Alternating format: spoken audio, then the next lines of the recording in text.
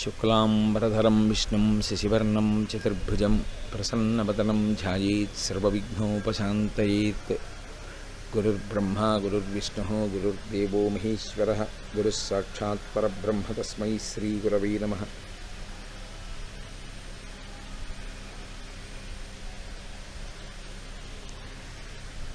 व्यासाय विष्णुरूपाय व्यासरूपाय विष्णवे नमो वै ब्रह्मनिधये वासिष्ठाय नमो नमः।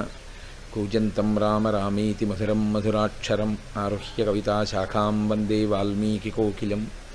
श्रुतिस्मृतिपुराणानाम् आलयं करुणालयं नमामि भगवत्पादशङ्करं लोकशङ्करं। वागर्धाविव सम्पृक्तौ वागर्धप्रतिपत्तये जगतः पितरौ वन्दे पार्वतीपरमेश्वरौ। सुक्तिं समग्रयितुन स्वयमेव लक्ष्मीः श्रीरङ्गराजमहिषीमधुरैः कटाक्षैः। वैदग्ध्यवर्णगुणकुम्भनगौरवैर्यां कण्डूलकर्णकुहराः कवयोधयन्ति। हैमोध्वपुण्ड्रमजहन्मकुटं सुनासं मन्दस्मितं मकरकुण्डलचारुगण्डं बिम्बाधरं बहुलदीर्घकृपाकटाक्षं श्रीवेङ्कटेशमुखमात्मनि सन्निधत्ताम्। विमलपटी कमलकुटी पुस्तकरुद्राक्षसस्तहस्तपुटी कामाक्षी पक्ष्मलाक्षी कलितविपञ्ची विभासि वैरिञ्ची। मनोजवं मरुततुल्यवेगं जितेन्द्रियं बुद्धिमतां वरिष्ठं वातात्मजं वनरयूथमुख्यं श्रीरामदूतं शिरसा नमामि। आपदामपहर्तारं दातारं सर्वसम्पदां लोकाभिरामं श्रीरामं भूयो भूयो नमाम्यहम्। हरि ओम। పరమేశ్వర స్వరూపమైన సభకు నమస్కారం. అనుసరించి ఇవాళ నుంచి ఒక 3 రోజుల పాటు పార్వతీ కళ్యాణం గురించి మాట్లాడతాను అని మీతో మనవి చేసి ఉన్నాను. జగదంబ అవ్యాజ కరుణామూర్తి. ఆమె యొక్క కారుణ్యమునకు ఒక కారణమేమీ ఉండదు, అంతటి కారుణ్యమూర్తి. ఇక ఆవిడ పాదములు పట్టి భజించిన వారైతే ఎంతైనా అనుగ్రహిస్తుంది ఆ తల్లి. ఆ అనుగ్రహించడం అనేటటువంటి మాటకి అసలు హద్దు తెలియనటువంటి రీతికి పతాక స్థాయి ఏది అంటే, అందరికీ తల్లి అయిన తల్లి, అఖిలాండేశ్వరి అయిన తల్లి, ఆ బ్రహ్మకీట జనని అయినటువంటి తల్లి ఒకరికి కుమార్తెగా జన్మించడం. ఆమె తనంత తాను లోకములకు తల్లి. ఆవిడ ఎప్పుడు ఆవిర్భవించింది, ఎప్పుడు జన్మించింది అంటే దాని గురించి చెప్పగలిగినటువంటి వాళ్ళు లోకంలో లేరు. నిత్యాయ త్రిగుణాత్మనే పురజితే కాత్యాయని శ్రేయసే సత్యాయాద్య కుటుంబినే మునిమన ప్రత్యక్ష చిన్మూర్తయే అంటారు శంకర భగవత్పాదులు శివానంద లహరి చేస్తూ. నిత్యాయ వాళ్ళు ఎప్పుడూ ఉంటారాయన పరమేశ్వరుడు. త్రిగుణాత్మనే పురజితే కాత్యాయని శ్రేయసే సత్యాయ్ ఆద్య కుటుంబిని. ఆది కుటుంబం అంటే మొట్టమొదటి కుటుంబం లోకంలో వాళ్ళిద్దరే, వాళ్లే తల్లిదండ్రులు. అందుకే కాళిదాస మహాకవి వాగర్ధ వివసంపృక్తౌ వాగర్ధ ప్రతిపత్తయి జగత పితరౌ వందే పార్వతీ పరమేశ్వరౌ అంటాడు. అటువంటి జగత్తుని కన్న తల్లిదండ్రులైనటువంటి పార్వతీ పరమేశ్వరులు వేరొకరికి బిడ్డలయ్యే అవకాశం ఉండదు. కానీ ఆ తల్లి ఎంత అనుగ్రహిస్తుంది అంటే, అమ్మా నిన్ను నా కూతురుగా చూడాలని ఉంది, నేను నీ గడ్డం పట్టుకుని నిన్ను నా కుమార్తెగా సంభావించి ముద్దు చెయ్యాలని ఉందమ్మా, నీకు నేను తండ్రిని అన్న కీర్తిని పొందాలనుంది, కాబట్టి నువ్వు నాకు కుమార్తెగా రావాలి అని ప్రార్థన చేసినటువంటి భక్తుల యొక్క కోరిక తీర్చడం కోసం ఆమె కొంతమందికి కుమార్తె అయింది. అలా అనుగ్రహించినటువంటి స్వరూపంలోనే ఆమె ఒకానొకప్పుడు కాత్యాయన మహర్షికి కుమార్తె అయింది, కాత్యాయని. ఆమె భృగు మహర్షికి కుమార్తె అయింది, భార్గవి. జనక మహారాజు గారికి కుమార్తె అయింది, జానకి. అలాగే పర్వతరాజుకి పుత్రి అయింది, పార్వతి. దక్ష ప్రజాపతికి కుమార్తె అయింది, దాక్షాయణి. మీరు ఒక్క విషయాన్ని మాత్రం చాలా జాగ్రత్తగా గమనించాలి. ఆవిడ ఎన్ని అవతారాలైనా స్వీకరిస్తుంది, ఎంతమందికైనా కుమార్తెగా ఆవిర్భవిస్తుంది. ఎంతమందికైనా కుమార్తెగా ఆవిర్భవించగలిగినటువంటి తల్లి పతిగా మాత్రం ఎప్పుడూ పరమేశ్వరుడే. అసలు ఆ విషయంలో ఇంకొక రకమైనటువంటి కోరిక ఎవరైనా మనసులో భావన చేసినంత మాత్రం చేత శంకరులు ఒక మాట అంటారు, శివే శృంగారార్ధ్ర తదితరజనే కుచ్చనపరా అంటారు. ఆవిడ కళ్ళల్లో బీభత్సరసం కనబడుతుంది. అమ్మ దగ్గరికి వెళ్ళినప్పుడు మగ ఆడ అని కాదు, ప్రత్యేకించి అమ్మ దగ్గరికి వెళ్ళేటటువంటి పురుషులు మేము అమ్మ కొడుకులము అన్న భావనతో వెళ్ళాలి తప్ప, అమ్మ దగ్గరికి వెళ్ళేవాళ్ళు మేము మగవాళ్ళము అన్న భావనతో వెళ్ళి నిలబడకూడదు. అలా నిలబడితే అవతలవాడు పురుషుడుగా తనని స్త్రీగా ఎవరు చూస్తాడో అలా చూసినటువంటి వాడి చూపుకి అమ్మవారి కండ్లల్లో భీభత్సరసం కనబడుతుంది అన్నారు శంకర భగవత్పాదులు.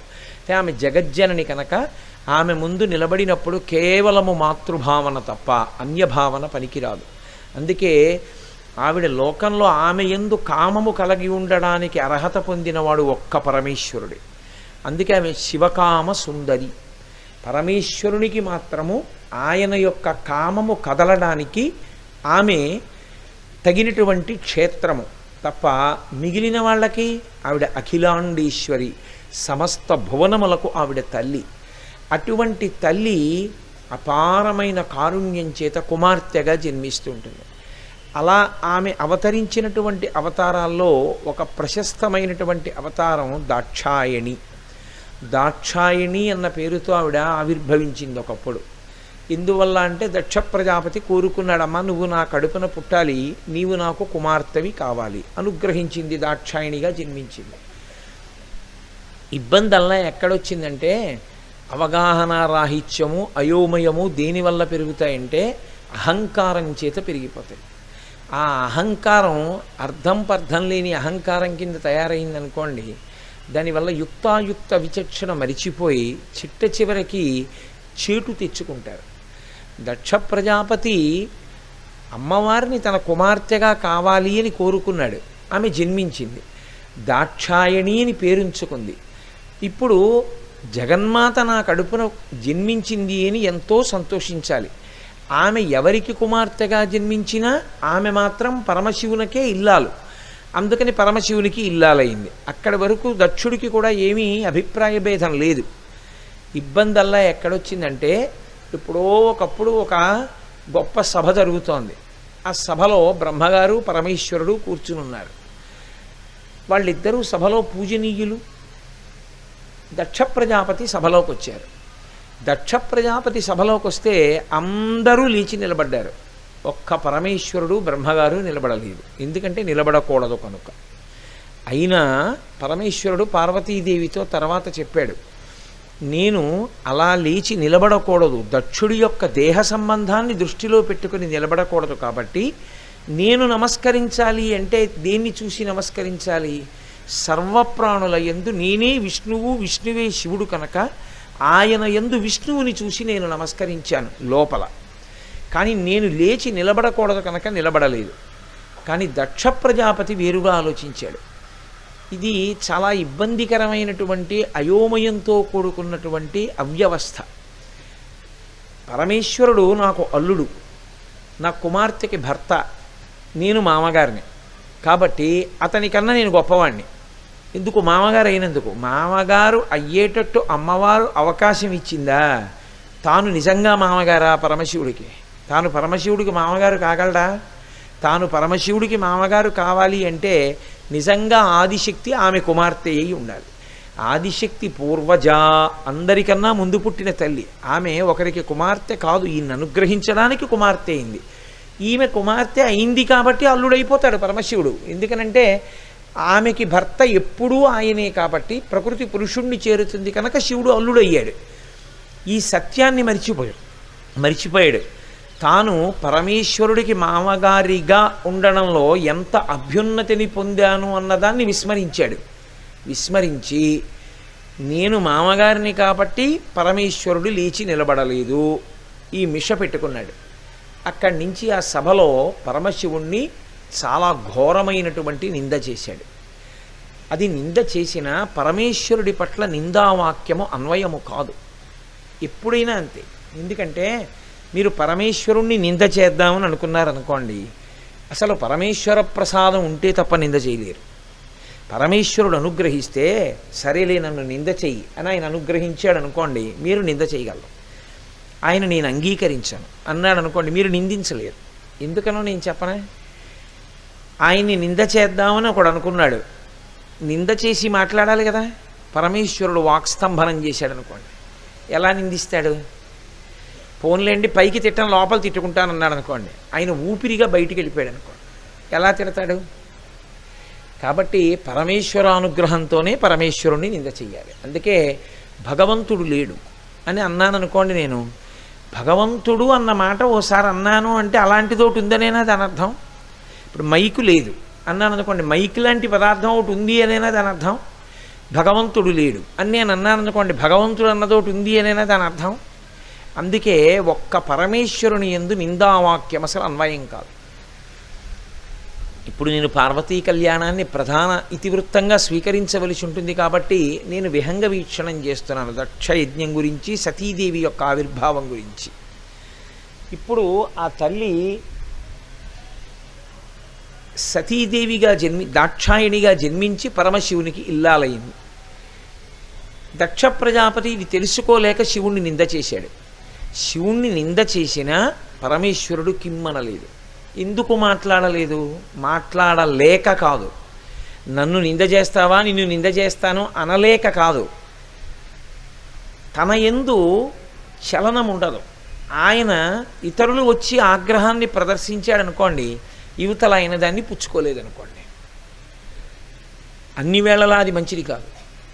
ఎవరో మంచి కోసం మిమ్మల్ని నిందించారనుకోండి, నువ్వు ఇలా ఉండకూడదు అని మాట్లాడారనుకోండి, నేను స్వీకరించనన్నాను అనుకోండి, మూఢుడు అవుతారు. నిష్కారణ నింద చేశాడు, మీరు పుచ్చుకోలేదు. ఇప్పుడు నింద చేసిన వాడు ఏమవుతాడు? మరీ ఆగ్రహానికి లోనైపోతాడు. కోపం శేషేన పూరయేత్. ఒరే నేను ఇంత నిందిస్తుంటే అసలు ఏమీ ఉలకడు పలకడు. అసలు నిందించినప్పుడు అవతలవాడు బాధపడిపోయాడు అనుకోండి, వాడు కూడా నిందించాడు అనుకోండి, అవతలవాడికి తృప్తిగా ఉంటుంది ఒకసారి. నేను నిందించినందుకు వాడు బాధపడ్డాడని, ఆయన చాలా నవ్వుతూ కూర్చుని వెళ్ళిపోయాడు అనుకోండి, ఇట్లా ఇంత నిందించాని ఏమీ అనలేదు అన్న బాధ ఒకటి ఉంటుంది. అది అన్ని వేళలా కాదు సుమండి నేను చెప్తున్నది. పెద్దలు మీకు ఒక మాట చెప్పారనుకోండి, స్వీకరించి మీరు ఊరుకున్నారనుకోండి, మీరు ఉత్తములని గుర్తు. అప్పుడు అది కేవలముగా స్వీకరించని తత్వం కిందకి రాదు, స్వీకరించాడు. ఓ నా వలన ఈ పొరపాటు ఉంది, నేను దిద్దుకోవాలనుకున్నాడు, అది ఉత్తమ లక్షణం. ఇంచేతనంటే తప్పు చేయని వాడు ఉండడు, చేసిన తప్పుని గుర్తించి నేను దిద్దుకోవాలి అనుకున్నాడు, అంతే. అతను ఉత్తర క్షణంలో మంచి స్థితిలోకి మారిపోయాడు. కాబట్టి ఇక దానికి పూర్వాంగం వదిలిపెట్టేయడమే. కాబట్టి ఆ కోపము అన్వయం అవ్వడము అన్నది రెండు రకాలుగానూ ఉంటుంది. పరమేశ్వరుడు అలా కదిలిపోయేవాడు కాడు. అందుకని ఆయన దక్ష ప్రజాపతి చేసినటువంటి నిందని స్వీకరించలేదు. అలాగే నవ్వుతూ నించున్నాడు. తెలియదు పాపం అమాయకుడు ఏదో అంటున్నాడు అనుకున్నాడు, ఊరుకున్నాడు. మధ్యలో అసలు వాళ్ళు బాగానే ఉంటారు, అంతేవాసుల మధ్య హడావిడి ఎక్కువగా ఉంటుంది. అందుకని దక్ష ప్రజాపతి పనుపున భృగు మహర్షి, పరమశివుడి పనుపున నందీశ్వరుడు, వీళ్ళిద్దరి మధ్య పెద్ద వాగ్వివాదం చెలరేగింది. ఇద్దరు శాపవాక్కులు విడిచిపెట్టుకునేంత స్థాయికి వెళ్ళిపోయారు. అయిపోయింది, పరమేశ్వరుడు ఇంటికి వెళ్ళిపోయాడు. మనసుకి పట్టలేదు అన్న మాటకు అర్థం ఏమిటి? ఇప్పుడు ఉత్తర క్షణం ఈ మాట ఎవరికి చెప్పాలి? అసలు ఇంటికి వెళ్ళి పార్వతీదేవికి చెప్పాలి. మీ నాన్నగారు ఏమన్నాడో తెలుసా అనాలి. మా మామగారు ఏమన్నాడో తెలుసా కాదు. ఎందుకని అంటే మరి నిందించాడు కదా, మీ నాన్నగారు ఏమన్నారో తెలుసా అనాలి. అసలు ఆయన ఏమీ అనలేదు, మా మామగారు అనలేదు, మీ నాన్నగారు అనలేదు. ఇది చెప్పలేదు. ఎందుకు చెప్పలేదంటే ఆయన మనసుకు పట్టలేదు. ఆయన వెళ్ళాడు, ఆయన పనిలో ఆయన నిమగ్నం అయ్యాడు. పట్టినవాడెవరు? దక్షుడికి పట్టింది. అరే నేను ఇంత నిందించాను ఒక్క మాట అనలేదు, వెళ్ళిపోయాడు. కాబట్టి దీన్ని కోపము దీర్ఘకాలమునందు ఉండిపోయింది అనుకోండి, దాన్ని క్రోధము అంటారు. అది అత్యంత ప్రమాదహేతువు. క్రోధకృత్కర్త అని మనం తెల్లవారి లేస్తే విష్ణు సహస్రంలో చదువుతూ ఉంటాం. చాలా దీర్ఘకాలము ఉండిపోయేటటువంటి క్రోధముగా కానీ కోపము పరిణమిస్తే దాని వలన ఇబ్బంది ఎవరికి వస్తుంది అంటే, ఎవరు ఆ క్రోధమునకు వశుడయ్యాడో వాడే ఆ ఇబ్బందికి లోనైపోతాడు. కాబట్టి ఇప్పుడు ఇంకా పరమేశ్వరుణ్ణి రెచ్చగొట్టాలనుకున్నాడు. ఏదో ఒకటి అంటే తప్ప ఈయనకి తృప్తి ఉండదు. అందుకని నిరీశ్వర యాగం ఒకటి మొదలుపెట్టాడు. నేను అసలు పరమశివునకు హవిస్సు లేని యజ్ఞం ఒకటి చేస్తాను. ఇప్పుడు పరమశివుడికి హవిస్సు ఇవ్వకపోతే ఆయనకు వచ్చిన లోపమేం లేదు. కానీ ఈయన ఏమనుకున్నాడంటే పరమశివుడికి హవిస్సు లేని యాగం ఒకటి నేను చేస్తే ఆయన్ని చిన్నబుచ్చినట్లు అవుతుంది. ఇంతమందిని పిలిచి నేను ఆయన్ని పిలవకపోతే, ఆయనకి హవిస్సు ఇవ్వకపోతే అవమానం కదా, పనికి మాలిన వాడి కింద లెక్క కట్టినట్టు కదా. కాబట్టి నేను పరమశివుడు పనికి మాలిన వాడని ఇలా నిరూపిస్తాను. అంటే ఆ క్రోధానికి హద్దు లేదు. ఆ క్రోధానికి యుక్తాయుక్త విచక్షణ లేనటువంటి స్థితికి తీసుకెళ్ళిపోయాడు. అసలు క్రోధానికి ఉండేటటువంటి మొట్టమొదటి లక్షణం అది. క్రోధం ఏం చేస్తుందంటే మీ సహజమైనటువంటి స్వరూపమేదో దాన్ని మరుగున పెట్టేస్తుంది. అందుకే పెద్దలు ఏం చేస్తారంటే కోపాన్ని సాధనంగా తీసుకుంటారు. అది చాలా చాలా గొప్ప విషయం. లోకంలో అది ఎంతో సాధన చేస్తే తప్ప రాదు. నేనిప్పుడు కోప్పడితే వ్యవస్థని చక్కబెట్టగలుగుతాను అనుకున్నాడు అనుకోండి, ఆయన ఏం చేస్తాడంటే అప్పుడు కోపాన్ని తెచ్చిపెట్టుకుంటాడు. తెచ్చిపెట్టిన కోపం వచ్చేసిన వాడు ఎలా ఉంటాడో అలా కళ్ళు పెద్దవి చేసి అలా వ్యగ్రతతో మాట్లాడతాడు. కానీ ఒక్క పుల్లు మాట ఆయన నోటి వెంట రాదు. మాట్లాడి హరిహి ఓం వదిలిపెట్టేస్తాడు. వదిలిపెట్టేసి మళ్ళీ తాను ఏ విషయంలో ఉండాలో ఆ విషయంలోకి వెళ్ళిపోతాడు. అంటే అది ఎలాంటిదంటే ఏదో పుస్తకం రాసుకుంటున్నాడు, ఓ పెన్ను తీసుకుని ఆ పెన్ను పెట్టి రాసుకుని అయిపోయిన తర్వాత ఆ పెన్నుకు మూత పెట్టి పక్కన పెట్టేయడం ఎటువంటిదో కోపాన్ని కూడా ఒక సాధనంగా స్వీకరిస్తారు పెద్దలు. రామచంద్రమూర్తి అంతటి వారు అలా స్వీకరించారు. సాధారణంగా లోకంలో అందరం ఏం చేస్తామంటే కోపమునకు వశపడిపోతాం. అది మనని వశం చేసుకుంటుంది. వశం చేసుకోవడానికి ఎక్కడి నుంచో బయట నుంచి రాదది. అదును కోసం ఎదురు చూస్తూ ఇక్కడే కూర్చుంటుంది. అందుకే శంకరుల్లో ఎవరు చెప్పగలరు? శంకరులు అంటారు, కామక్రోధశ్చ లోభశ్చ దేహే తిష్టంతి తస్కరాహ, అది జ్ఞానరత్నాపహారాయ తస్మాత్ జాగ్రత్త జాగ్రత్త. ఎప్పుడూ జాగ్రత్తగా ఉండు, ఇక్కడే కూర్చుంటాయి. కామము క్రోధము లోభము అనేటటువంటి దొంగలు ఇక్కడ ఉంటారు. వాళ్ళు ఏం చేస్తుంటారంటే జ్ఞానరత్నాపహారాయ, ఇదిగో నేను ఈ స్థాయికి పర్వాలేదు సాధనతో ఎదిగాను అన్న నిన్ను భ్రష్టుణ్ణి చేసి ఒక వెకిలి నవ్వు నవ్వుతుంది. చూసావా ఎలా పడగొట్టేశానో అని. క్రోధమునకు వశుడైపోయాడా తన సహజ స్వరూపం ఏమిటో మర్చిపోతాడు. అనరాని మాటలు అంటాడు. తనని తాను అగౌరవమైనటువంటి స్థితికి దిగజార్చుకుంటాడు. అందుకే క్రోధమునకు వశమైనటువంటి వాడు చిట్ట చివరికి దేనికి వెళ్ళిపోతాడు అంటే తనని తాను చంపుకునే స్థితికి వెళ్ళిపోతాడు. అందుకే తన కోపమే తన శత్రువు, తన శాంతమే తనకు రక్షదయ చుట్టంబౌ, తన సంతోషమే స్వర్గము అని మనకి చిన్నతనంలోనే పద్యం నేర్పుతారు. తన కోపమే తన శత్రువు, కోపము తనకి శత్రువు. ఒక్కొక్కసారి క్రోధమునకు వశుడైన వాడు చేసేటటువంటి పని ఎన్ని జన్మలెత్తనివ్వండి ఇక పైకి రాలేడు. వాల్మీకి మహర్షి శ్రీరామాయణం సుందరకాండలో మాట అంటారు, క్రుద్ధ పాపం నకుర్యాత్క క్రుద్ధో హన్యాద్గురునపి అంటారు. క్రోధమునకు వశుడైనటువంటి వాడు ఏది చెయ్యడు, చిట్ట చివరికి గురువుగారిని కూడా చంపేస్తాడు. దాని వలన ఎంత భయంకరమైన పాపమును పొందుతాడో, ఎన్ని జన్మలు ఎత్తవలసి ఉంటుందో ఆయనకి ఏమీ దాని గురించినటువంటి స్పృహ ఉండదు. ఆ క్రోధము అటువంటి స్థితిని కల్పిస్తుంది. అందుకని దక్ష ప్రజాపతి నిరీశ్వర యాగం చేస్తానన్నాడు. పట్టించుకున్నవాడైతే ఆయనకి కోపం వస్తుంది పరమశివుడికి.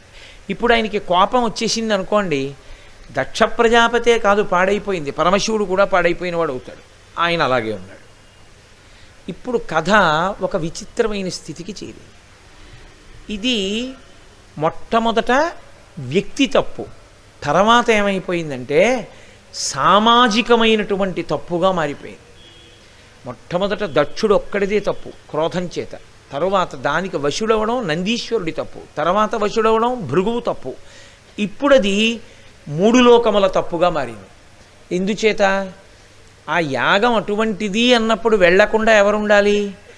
ఎవ్వరూ వెళ్ళకూడదు. కానీ దక్ష ప్రజాపతి అంతటి వాడు పిలిచాడు, వెళ్ళకపోతే బాగుంటుందా, మనని శపిస్తాడేమో. అందులో క్రోధంతో చేసే వాటిలో ఎలా ఉంటుందంటే నేను పిలిచినప్పుడు వచ్చినవాడు నా వైపు, రానివాడు అవతలవాడి వైపు. కాబట్టి అంట కలిపి ఏం శపిస్తాడో వెళ్ళిపోతే గొడవ వదిలిపోతుందిగా. పరమేశ్వరుడి విషయంలో మరి ఆయన మహానుభావుడు, ఆయనకేం అలాంటి కోపతాపాలు ఉండవు. కాబట్టి యాగానికి వెళ్ళిపోతేనే మంచిది, అందరూ వెళ్ళిపోతున్నారు. ఇప్పుడు మరి ఎవరు దిద్దాలి దీన్ని?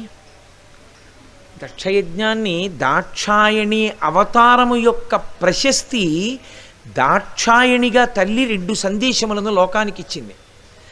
అథవా ఇప్పుడు అమలులో లేదు కానీ కాబట్టి నేను దాన్ని కలపట్లేదు, 3గా ఆవిడ సంకేతించింది. కానీ ఇవాళ ఉన్న పరిస్థితుల్లో నేను దాన్ని 2కే పరిమితం చెయ్యగలను. ఎందుకంటే నేను చట్టానికి లోబడవలసిన అవసరం ఉన్నవాడిని కాబట్టి ఒక పౌరుడిగా. ఆ తల్లి ఇప్పుడు దిద్దాలి. దీన్ని ఎందుకు దిద్దుతుంది అంటే యజుర్వేదం ఒక మాట చెప్పింది. శివా విశ్వాహ భేషజీ, శివా రుద్రస్య భేషజీ అంది. భేషజీ స్త్రీవాక్యం, స్త్రీలింగం. ఆమె భేషజీ అంటే ఓషధి, ఆమె మందు లాంటిది. ఎవరికి? విశ్వస్య, ఈ విశ్వమునకంతటికీ కూడా ఆవిడ మందు వేస్తుంటుంది. మందు ఎప్పుడు వేసుకుంటారు? అంతా సక్రమంగా పనిచేస్తోంది అనుకోండి, మందు ఎందుకు? ఎక్కడో తేడా వచ్చిందనుకోండి, అప్పుడే కదా మందు వేసుకుంటాం. ఎక్కడ దోషం వచ్చిందో దోషాన్ని దిద్దాలి, దిద్దడానికి ఓషధిని స్వీకరిస్తారు. ఆవిడ ఎవరంటోందంటే వేదం శివ, శివ అంటే పార్వతీదేవి, శివ అంటే శివుడు. శివా విశ్వాహ భేషజీ, ఆమె విశ్వమునకంతటికీ కూడా ఓషధి. శివా రుద్రస్య భేషజీ, ఆమె రుద్రునకు కూడా ఓషధి. ఎలా అంటే కుటుంబంలో అమ్మ ఏ పాత్ర పోషిస్తుందో విశ్వమునందు పరదేవత అదే పాత్ర పోషిస్తుంది. కుటుంబంలో పిల్లాడు సరిగ్గా చదువుకోవట్లేదు, ఆఫీస్ నుంచి సంతోషంగా ఇంటికి వచ్చినటువంటి భర్తకి కాఫీ ఇచ్చి, ఏమిటో అనుకుంటున్నారు, మీరు సంతోషంగా మీరు ప్రయోజకులు అయ్యారు కదా, మీకు అందరూ నమస్కారాలు పెడుతున్నారు కదా, మీకు మంచి పేరు ప్రఖ్యాతి వచ్చాయి కదా అని ఇల్లు పట్టకుండా తిరుగుతున్నారు. నేను ముందే చెప్తున్నాను, తర్వాత నన్ను అనద్దు, మీ కొడుకు అన్నీ సున్నలుంటుంది. మీ కొడుకు అంటుంది, మన కొడుకు అంటాం, లేదా నా కొడుకు అంటాం. వాడికి మంచి మార్కులు వచ్చాయనుకోండి, నా కొడుకు అంటాం. అది పరదేవత తత్వం, అది అమ్మలో ఉన్న గొప్పతనం. అదేమి నేను దాన్ని దోషం పట్టట్లేదు, అలా ఉంటుంది కాబట్టే పిల్లలు సంస్కరింపబడతారు. అంటే ఆయన ఏమవుతాడంటే ఆయన శివుడు, సంతోషంగా వచ్చాడు ఇంటికి, కాఫీ తాగా హాయిగా ఏదో కులాసాగా మాట్లాడదాం అనుకున్నాడు, రుద్రుడు అవుతాడు. ఇప్పుడు శివుడు రుద్రుడై విశ్వాన్ని శిక్షిస్తాడు కొడుకుని. బెల్ట్ తీసి 4 దెబ్బలు ఉతికేస్తాడు. ఎరా ఇంత ఫీజు కడుతున్నాను, ఇన్ని కొన్నాను, బుద్ధుందా లేదా, నువ్వు స్కూల్కి ఎందుకు వెళ్ళావురా, ఈ మార్కులు ఏమిటిరా అని కొడుతూ ఉంటాడు. చూస్తుంది కాసేపు, ఓ 10 దెబ్బలు కొట్టాక అడ్డొచ్చి అడ్డంగా నిలబడి, పిల్లాన్ని చంపేస్తారా ఏ, కొట్టమంటే అదే కొట్టడం, 6 నెలలకో ఏడాదికో ఒకసారి కొట్టడం, ఏమి అన్ని ప్రవచనాలు ఎందుకు, తగ్గించి మీరు కూర్చోండి, వాడి దగ్గర హోంవర్క్ చేస్తాడు అంటుంది. ఎక్కడ లేని కోపం వస్తుంది భర్తకి. ఆ బెల్ట్ అవతల పరిచి, దిక్కుమాలిన సంసారం మీరు, ఎలా ఏడిస్తే అలా ఏడవండి అని వెళ్ళి కూర్చుంటాడు. కాసేపు ఆగి ఓ గంట పోయిన తర్వాత రండి పలహారం చేశానంటాడు, నేను రానంటాడు. సరే ఆ తర్వాత ఇంక నేను చెప్పక్కర్లేదు అని స్వానుభవం ఉన్న చెప్పు చవటలారా అందరికీ తెలుస్తున్నవే. పెడతాడేదో పలహారం చేస్తాడు, అప్పుడు వడ్డిస్తూ అంటుంది. కిందటి నెల వాడికి బాగా చెవుపోటు వస్తే ఎంతమంది ఈఎన్టీ స్పెషలిస్టుల దగ్గరికి తిప్పారు మీరు? డాక్టర్ గారు ఏం చెప్పారు? వాడికి ఎప్పుడు పైన దెబ్బ తగలకుండా చూడండి కొన్నాళ్ళని చెప్పారా? అలా కొట్టేశారే, బెల్ట్ దెబ్బ తగిలితే ఏమి, అందుకు అడ్డుకున్నాను. కొట్టండి, నేను కాదన్ను, తండ్రి మీరు కొట్టకపోతే వాడు ఎలా దారిలోకి వస్తాడు, కానీ కొంచెం చూసి కొట్టాలి కదా, ఎంత అవసరమో అంత కొట్టండి. మళ్ళీ మీరే అనునయం చేయాలి, కాస్త దగ్గర ఉండండి, చూస్తూ ఉండండి. నా కోపం అంటారా, తాటాకులం అంట, అమ్మ చెప్తే వాడేం వింటాడు, మీరు చెప్తే వింటాడు కానీ అంటూ వెంటనే రుద్రుడు శివుడైపోతాడు. శివుడైపోయి ఆ గదిలోకి వెళ్ళి వాడు వెక్కి వెక్కి వెక్కి వెక్కి ఏడ్చి పడుకుంటాడు. వాడి దగ్గరికి వెళ్ళి ఒకసారి వాడిని అటు ఇటు తిప్పి బెల్ట్ దెబ్బలు పడినటువంటి చారికలు చూసి, అరే రే రే రే నాన్న ఎంత కొట్టేశాను రా, లేదు రేపటి నుంచి నాన్న నేను నీతో ఉంటానుండు అని భార్య చూడకుండా కళ్ళొత్తుకుని వెళ్ళి పడుకుంటాడు. కొడుకుని తీసుకెళ్ళి తన పక్కన పడుకోబెట్టుకుని.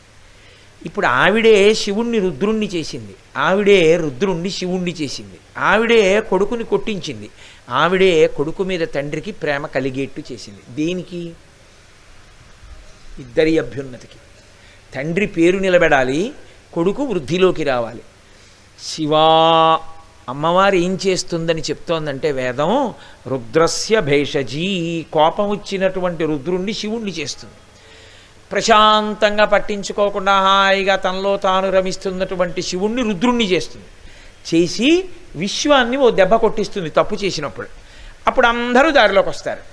కాబట్టి ఇప్పుడు ఎవరు జోక్యం చేసుకోవాలి? దక్షుడు ఒక్కడు చేసిన తప్పు అందరూ చేసిన తప్పుగా మారిపోతుంటే ఎవరు జోక్యం చేసుకోవాలి? ఆవిడే జోక్యం చేసుకోవాలి. చేసుకునేటప్పుడు పతివ్రతా లక్షణం ఒకటి ఉంటుంది. ఇప్పుడు వాళ్ళు తప్పు చేస్తున్నారు, మీరు పట్టించుకోవట్లేదు, నీ జోక్యం చేసుకుంటాను అనకూడదు. శంకర భగవత్పాదులు మహాపురుషులు. అలా నేను అంటూనే ఉంటా, ఏదో మధుర పదార్థం తిన్నవాడు త్రేయించినట్టు రోజు అంటాను ఆ మాట. ఎందుకంటే ఆమె ఎటువంటి మహాసామ్రాజ్ఞియో సౌందర్యలహరిలో చెప్పి చిట్ట చివరికి వెళ్ళిపోయాక సౌందర్యలహరిలో చమత్కారమైన మాట అన్నారు. ఎవరో తెలుసా అమ్మవారు? మహామాయా విశ్వం భ్రమయసి పరబ్రహ్మ మహిషి అన్నారు. ఆమె పరబ్రహ్మము యొక్క మహిషి అన్నారు. ఇల్లాలు అన్నప్పుడు ఒక లక్షణం ఉంటుంది. ఎంచేతనంటే ఎక్కడికి ఎలా ఉండాలో అలా ఉండడం ధర్మం. సభకి వెళ్ళామనుకోండి వినాలి, రామకోటో ఇంకోటో రాసుకుందాం అనుకున్నారనుకోండి ఇంటి దగ్గర రాసుకోవాలి. సభకు వచ్చి ముందు కూర్చోవడం ఎందుకు, రాసుకోవడం ఎందుకు, అర్థం లేని పని. అంటే అసందర్భమైన ప్రవర్తన అంటారు. అలాగే కొంతమంది ఏం చేస్తారు, ఇల్లాలు ఏం చేయాలి? భర్త మాటకి కట్టుబడాలి, భర్త మాట పాటించాలి. అలా భర్త మాట పాటించింది అనుకోండి ఆవిడ్ని ఇల్లాలంటారు, గౌరవము కలిగినటువంటి పతివ్రత. భర్త శాసనమునకు ఆమె లోబడి ఉండాలి తప్ప ఆవిడ స్వతంత్రంగా ప్రవర్తించింది అనుకోండి ఇంకేమి మర్యాద, ఇంకేం కుటుంబం, ఇంకేం భర్త మీద గౌరవం. అసలు స్త్రీకి ఉండవలసిన మొట్టమొదటి లక్షణం ఏమిటంటే భర్త శాసనమును ఔదలదాల్చినదై ఉండాలి, భర్త మాటకి గౌరవం ఇచ్చేదై ఉండాలి. అది స్త్రీ ధర్మం. జగద్గురువులైనటువంటి శంకరాచార్యుల వారు పరదేవత విషయంలో స్త్రీ ధర్మాన్ని ఎలా ఉల్లంఘింపచేస్తారు? ఆవిడ మహాసామ్రాజ్ఞి, శివుడేమో ఆయన మాట వింటుంటాడు చేకట్టుకునని ఎలా చెప్తారు? అందుకే సౌందర్యలహరి చిట్ట చివరిలో మహామాయా విశ్వం భ్రమయసి పరబ్రహ్మ మహిషి అన్నారు. ఆమె మహామాయ, విశ్వమును తిప్పుతూ ఉంటుంది, కానీ ఆమె పరబ్రహ్మము యొక్క ఇల్లాలు. అలా అంటేనే ఒక స్త్రీ పరిపూర్ణత్వాన్ని పొందినట్లవుతుంది. అమ్మవారు కూడా సదాశివుని ఇల్లాలుగా మహాపతివ్రత. ఆ తల్లి పరమేశ్వరుడి మాట వినేది అంటేనే ఆవిడ సంతోషిస్తుంది. అసలు లోకంలో ఒక పెద్ద రహస్యం చెప్తారు. సౌందర్యలహరి చదువుదాం అనుకున్నా, సౌందర్యలహరి ప్రవచనం చెయ్యాలనుకున్నా, తిన్నగా సౌందర్యలహరిని మొదలుపెట్టినా, తిన్నగా అమ్మవారిని పొగిడినా అమ్మవారు భ్రుకుటి ముడేస్తుంది. వీడేవాడు దుర్మార్గుడు నన్ను పొగుడుతున్నాడు అని. అమ్మవారు సంతోషించాలంటే పరమేశ్వరుణ్ణి పొగడాలి, అది పతివ్రతా లక్షణం. భర్తని పొగిడితే తాను సంతోషిస్తుంది. అందుకే శంకర భగవత్పాదులు ఇది దృష్టిలో పెట్టుకుని సౌందర్యలహరి అమ్మవారి గురించి చెప్తున్నా అమ్మవారితో మొదలు పెట్టాల, శివా అని మొదలుపెట్టలేదు. శివశక్త్యాయుక్తో భర్త పేరుతో మొదలెట్టారు. ఆమె భర్త అయిన శివుడి పేరుతో మొదలెడితే నడుస్తుంది సౌందర్యలహరి. అందుకే సౌందర్యలహరి బాగా అర్థం అవ్వాలనుకున్న వాళ్ళు శివానందలహరి చదివి సౌందర్యలహరి చదవండి అని చెప్తారు పెద్దలు. అందుకే చూడండి, అంతటి మహాపతివ్రత అయిన తల్లి భర్త దగ్గరికి వెళ్ళి ఇప్పుడు నేను జోక్యం చేసుకుంటాను, మా నాన్నగారు తప్పు చేస్తున్నారు, మా నాన్నగారిని శిక్షిస్తాను, మీకేమి పట్టదు, కిమ్మనకుండా కూర్చుంటారు, కాబట్టి మీ గౌరవం నేను తీసుకొస్తాను, పిల్లలు ఎవరో మాట వింటలేదు, 3 భువనములను నేను చూడండి ఎలా దారిలో పెడతాను అంటే ఇంకా ఆయనేమి విశ్వనాథుడు, ఆయన విశ్వనాథుడు. అప్పుడు ఆయన గౌరవం పోయినట్టు అవుతుంది. అందుకని అలా జోక్యం చేసుకోకూడదు. ఆవిడ పతివ్రతా స్థాయికి కట్టుబడి మాత్రమే జోక్యం చేసుకుంటుంది. అది దాక్షాయణీ తత్వం యొక్క సందేశం. అందుకే ఆవిడంది ఒకసారి అలా మేడ మీదకి వెళ్ళింది. ఓహో ఋషులు వెళ్ళిపోతున్నారు దివ్య విమానాల్లో, దేవర్షులు వెళుతున్నారు, మహర్షులు వెళుతున్నారు, చూసింది. కిందకు వచ్చి శివుడి దగ్గరికి వెళ్ళింది. వెళ్ళి అంది, నేను అన్ని పద్యాలు ఇప్పుడు చెప్పలేను కానీ విహంగ వీక్షణం చేస్తానంతేను దక్షయజ్ఞాన్ని మీకు మనవి చేశాను, ఎందుకంటే 3 రోజుల్లో పార్వతీ కళ్యాణం పూర్తి చెయ్యాలి కనుక. ఆవిడంది, చూశారా, కావున ఆ యజ్ఞమునకు ఈ విభుదగణంబులర్ధియే గెదరదిగో దేవా మనమిప్పుడచటికి పోవలనను కోర్కె నాకు పుట్టెడు అభవా అంది. ఎంత అందంగా మాట్లాడిందో చూడండి ఇల్లాలిగా. కావున, దేనికి కావున? మా నాన్నగారు అక్కడ యజ్ఞం చేస్తున్నారు, ఎక్కడ దక్షుణ్ణి నిందించలేదు ఆవిడ. ఆ యజ్ఞమునకు ఈ విభుదగణంబులర్ధియే గెదరదిగో, ఇదిగో ఈ దేవర్షులు, ఋషులు, మహర్షులు వీళ్ళందరూ పెడుతున్నారు. దేనికి పెడుతున్నారు? అర్ధి. మా నాన్న దక్ష ప్రజాపతి ఇచ్చే తాంబూలాల కోసం పెడుతున్నారు. అంతర్లీనంగా దెప్పి పొడిచింది, వీళ్ళ జ్ఞానం మట్టి కరిచిందని. కాబట్టి అలా వాళ్ళు ఎడుతున్నారే, దేవా మనమిపుడచటికి పోవలెనను కోర్కె నాకు పుట్టెడు అభవా. మా తండ్రి యజ్ఞం చేస్తుంటే ఇంతమంది వెడుతున్నారే, మన ఇద్దరం వెళ్ళొద్దు, కాబట్టి మనం కూడా వెడదామండి అంది. ఒక ఆడపిల్ల ఎలా మాట్లాడుతుందో అలాగే మాట్లాడి, మా నాన్నగారు చేసే యజ్ఞం చూడడానికి నా చెల్లెళ్ళు అందరు వస్తారు, మా మరుదులు వస్తారు, మనకు అంత ఖాళీ ఉండదు అంతమంది ఇంటికి వెళ్ళడానికి, ఒక్కసారి నాన్నగారి ఇంటికి వెడితే అందరినీ చూసేయచ్చు, అందుకని వెడదాం వస్తారా అంది. ఆయన ఒక్కసారి కళ్ళు మూసి ఆలోచించి అన్నాడు, మనని పిలవలేదుగా అన్నాడు. అంటే ఆవిడ వెంటనే ధర్మం చెప్పింది. అనయము పిలువకయుండం చన అనుచితమందువేని జనక గురు సుహృత్ జననాయక గేహములకు చనుచుందురు పిలువకున్న సజ్జనులధిపా. నీకు తెలియని ధర్మమా పరమేశ్వర? ఈశాన సర్వ విద్యానాం ఈశ్వర సర్వభూతానాం బ్రహ్మాధిపతి బ్రహ్మణోధిపతి బ్రహ్మా శివోమే అస్తు సదాశివోం. మీరు సమస్త శాస్త్రములు మీ అందే ఉంటాయి. పిలవకపోయినా 4 ఇళ్ళకి వెళ్ళచ్చు. జనక కన్న తండ్రి ఇంట్లో ఏదైనా జరుగుతుంటే ఆ పిల్లని పిలవలేదు అని ఆ పిల్ల రాకుండా ఉండకూడదు, అల్లుడు గారు రాకుండా ఉండకూడదు, కూతురు అల్లుడు పిలుపు లేకుండా వచ్చేసేయచ్చు. ఎందుచేత అంటే ఒక్కటే కారణం, కూతురు దానం ఇచ్చేటప్పుడు చతుర్థి విభక్తి వేయలేదు కాబట్టి తండ్రి గారికి అధికారం ఉంది. 2, అల్లుడు గారు పుత్రపంచకంలో ఒకడవుతాడు, 5గురిలో ఒకడవుతాడు, అందుకే మధుపర్కం ఇస్తుంది. మధుపర్కం అంటే ఆ జరియంచు బట్ట కాదు, తేనె నెయ్యి కలిపి అత్తగారు మామగారు ఇస్తారు. అంటే నాయన ఇవాళ నుంచి నాకు 5 రకములైన కొడుకులు ఉంటారు, అందులో నువ్వు కూడా నాకు కొడుకు అవుతావు అత్తమామలకి. పుత్రపంచకంలో అల్లుడు కూడా కొడుకు వరుసలోకి వస్తాడు. అందుకే మామగారికి ఒంట్లో బాగోలేకపోతే చేయి పట్టుకోవడానికి, హాస్పిటల్కి తీసుకెళ్ళడానికి, తీసుకురావడానికి, అత్తమామల సేవ చేసి తరించడానికి మార్గం ఉంది. తప్పేం లేదు, అత్తగారికి మామగారికి ఉపకారం చెయ్యొచ్చు, అంతేకాని నాకెందుకండి అనకూడదు. కాబట్టి అనయము పిలువకయుండన్, పిలవకపోయినా 4 ఇళ్ళకి వెళ్ళాలి. జనక తండ్రి గారి ఇంటికి వెళ్ళాలి. గురువుగారి ఇంట్లో ఏదైనా ఉత్సవం జరుగుతుంటే మా గురువుగారు మమ్మల్ని పిలవలేదనకూడదు, వెళ్ళిపోవాలి. సుహృత్ మంచి స్నేహితుడు నాకు మా రామకృష్ణారావు గారిలా, అటువంటి సుహృత్ ఇంట్లో ఏదో జరుగుతోంది ఉత్సవం, పిలవక్కర్లేదు, వెళ్ళిపోవడమే. సుహృత్ జననాయక రాజ్యాన్ని ఏలేటటువంటి రాజు, ఆ రాజుగారి ఇంట్లో ఉత్సవం జరుగుతోంది, ప్రజల్ని పిలవక్కర్లేదు, వెళ్ళచ్చు. ఈ 4 చోట్లకి వెళ్ళచ్చు. ఇప్పుడు నా తండ్రి ఇంట్లో జరిగితే పిలవాలని ఎక్కడుంది? కాబట్టి వెళ్ళాలిగా, శాస్త్రం అది కదా, మరి మీరు ఎందుకు కాదంటున్నారండి అంటే ఆయన అన్నాడు, ఇంకెంతకని దాస్తాడు. పార్వతీ నాకు ఈ శాస్త్రం తెలియక కాదు, ఎందుకు వద్దన్నానో తెలుసా? కుటిల బుద్ధులైన కుజనుల ఇండ్లకు ఆర్యులేగవారనాదరమున బమలు ముడులు వేచి భూరి రాషాక్షులై చూతురదియు కాక ఇదియు వినుము. నోటితో ఏమనరు అసలు, ఇలా తలుపు తీస్తారు, తలుపు తీసి ఇలా చూస్తారు, చూసి బొమ్మలు ముడులు వేయించి ఇలా కనుబొమ్మలు ముడివేయించి మీరెందుకు వచ్చారు అన్నట్టుగా వెనక్కి తిరిగి లోపలికి వెళ్ళిపోతారు. కుటిల బుద్ధులైన కుజనుల ఇండ్లకు ఆర్యులేగవారనాదరమున. కుటిల బుద్ధులైన వాళ్ళ ఇంటికి పెద్ద మనసున్న వాళ్ళు వెడితే అవతల వాళ్ళు పెద్ద మనసున్న వాళ్ళు అయిపోవాలని లోకంలో ఎక్కడా లేదు. వాళ్ళు అలా చూస్తారు, చూసి పలకరించరు, పలకరించకుండా లోపలికి వెళ్ళిపోతారు. ఇప్పుడు మనమే లోపలికి వెళ్ళి పలకరించే ప్రయత్నం చేస్తే చాలా మనసు క్లీశపడేలా మాట్లాడతారు, అప్పుడు ఇబ్బంది పడతావు.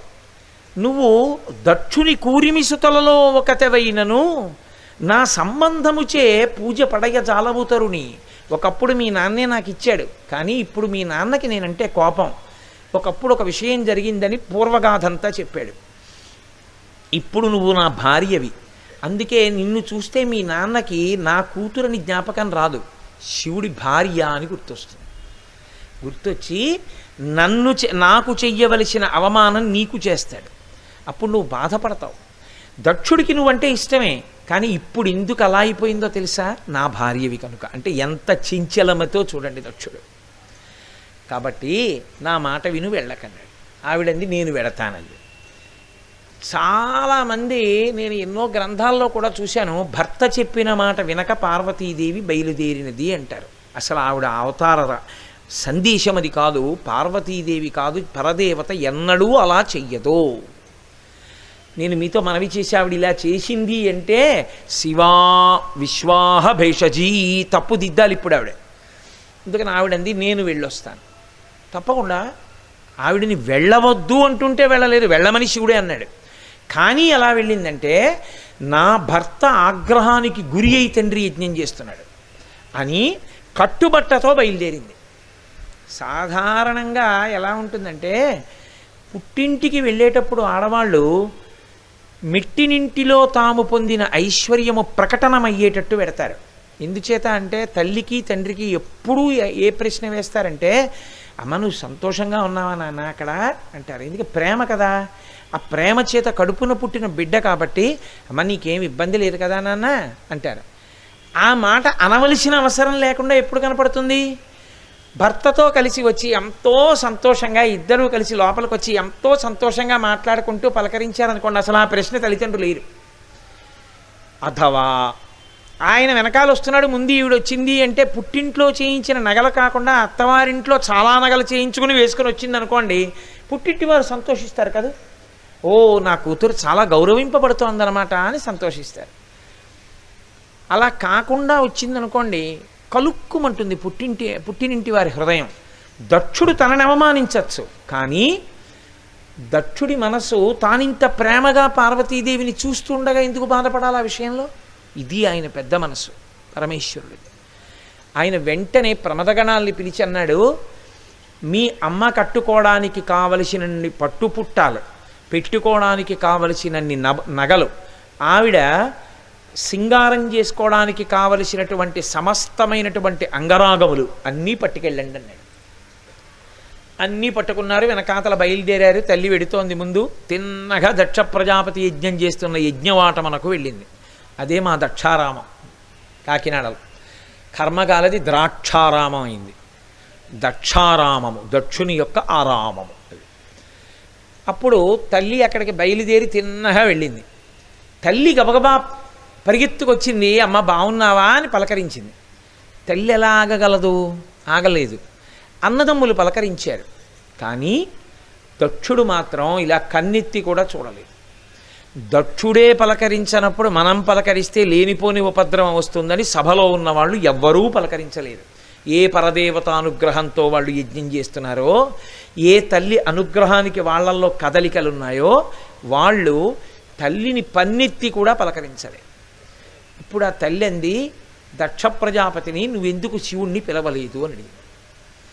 ఆయన పెద్ద నింద చేశాడు. అనయము లుప్త క్రియాకలాపుండు మానహీనుండు మర్యాద లేనివాడు, ఇన్ని మాటలో చెప్పాడు. కాశీపట్టణంలో కూర్చుని నిందాస్తుతైనా అది ఎందుకు, ఎన్నో మాటలు అన్నాడు. అన్నీ వింది ఆవిడ. విని అంది, ఏమయ్యా ఈ సభకి బ్రహ్మగారు కావలసి వచ్చాడా? బ్రహ్మగారికి తీసిపోనివాడయ్యాడా నా భర్త? నా భర్త శ్మశానంలో ఉంటాడంటున్నావు, శవాల యొక్క విభూతి ఒంటికి రాసుకుంటాడంటున్నావు, అందుచేత పూజనీయుడు కాడు అంటున్నావు. అది నిజమైతే పరగచితాస్తి భస్మ నృకపాల జటాధరుడున్ ఉగ్రపరేత భూచరుండు పిశాచ యుక్తుడని శర్వునమంగళుగా తలంపరెవ్వరున్ ఒక్క నీవు తప్ప, మరి వాక్పతి ముఖ్యులం మహాత్ము చరణ సరోజములన్ సమ్మతి దల్పరే మస్తకంబులన్.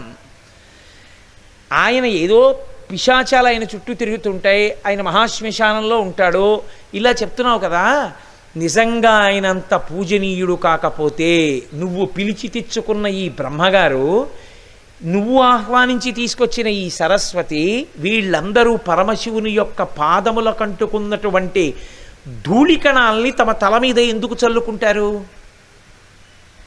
వాళ్ళకే అంత గౌరవం ఉంటే నీకెక్కడి నుంచి వచ్చింది కొత్త సిద్ధాంతం? పరమేశ్వరుడు శ్మశానంలో ఉన్నాడు నిజమే. ఎందుకున్నాడు నేను మీకు మనవి చేశాను. అనుశాసనిక పర్వంలో ఆయనే చెప్పాడు అని మీతో మనవి చేశా. అసలు ఆ మాటకొస్తే ఆయన అంత కారుణ్యశీలి లేడు. శరీరం విడిచిపెట్టిన తర్వాత తోడొచ్చేవాడు ఒక్కడూ లేకపోతే నేనున్నానని అక్కడ నిలబడతాడు. ఆయన దయార్ద్ర హృదయానికి అది పరాకాష్ఠ. అటువంటి పరమేశ్వరుడు శర్వుడు. ఆయన శర్వుడు అంటే ఈ భూమిలో నుండి వచ్చేటటువంటి సమస్త సంపద ఆయన అనుగ్రహము చేతనే వస్తుంది. మీరు చూడండి, ఇవాళ నేను ఇలా ఉన్నాను, ఎందువల్ల ఉన్నాను? మధ్యాహ్నం కాస్త అన్నం తిన్నాను. అన్నం ఎలా తిన్నాను? ఎక్కడో వరి పండింది, ఆ బియ్యం తీసుకొచ్చాం, నీళ్ళల్లో పోసాం. నీళ్ళు ఎక్కడివి? ఆయనే. సంజీవనం సమస్తస్య జగత సలిలాత్మిక భవ ఇత్యుచ్యతే మూర్తిర్భవస్య పరమాత్మనః. లింగపురాణం చెప్తోంది. భవ అన్న పేరుతో లోకాన్ని బతికించడానికి నీటి రూపంలో శివుడు ఉంటాడు. అగ్ని ఆయన శాసనం, నువ్వు ప్రతి ఇంట్లోనూ వంట బ్రాహ్మణుడిగా ఉండు అని. అందుకని అగ్నిహోత్రుడు ఉడికిస్తున్నాడు. అగ్నిహోత్రుడు ఉడికిస్తే నీటి రూపంలో ఆయనే ఉండి భూమిలోంచి వరి పండేటట్టుగా చేసి అన్నం ఇచ్చి తినేటట్టు చేసి అన్నపూర్ణమ్మ అది సప్తధాతువుల్లో కలిసేటట్టు చేస్తే సాయంకాలం నేను ఉపన్యాసం చెప్పాను. లేకపోతే ఉపన్యాసం ఎక్కడ, నీరసం వచ్చి ఎక్కడ పడున్నాను, ఏ గదిలోనూ. కాబట్టి శర్వుడు అంటే ఒకటి నేనున్నాను, భవతి అంటారు. ఉన్నాను అన్నదానికి కారణం బయట పోషించిన పదార్థములన్నీ ఆయన అనుగ్రహం. పోషింపబడమే కాదు, భోగములన్నీ ఆయన అనుగ్రహం. నేను కారులో ఎక్కడికో వెళ్ళాను, విశ్వనాథ మందిరానికి. కారు తయారు చేసేటటువంటి ఇనుము ఎక్కడిది? భూమిలోంచి వచ్చింది, ఇనప ఖనిజం.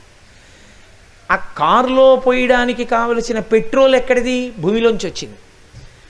ఇప్పుడు ఆ పెట్రోలు ఇనుము కలిస్తే కదూ కారు అయింది. ఆ రెండూ భూమిలోంచి వచ్చాయి. అంటే భోగములన్నీ భూమిలోంచే వచ్చాయి.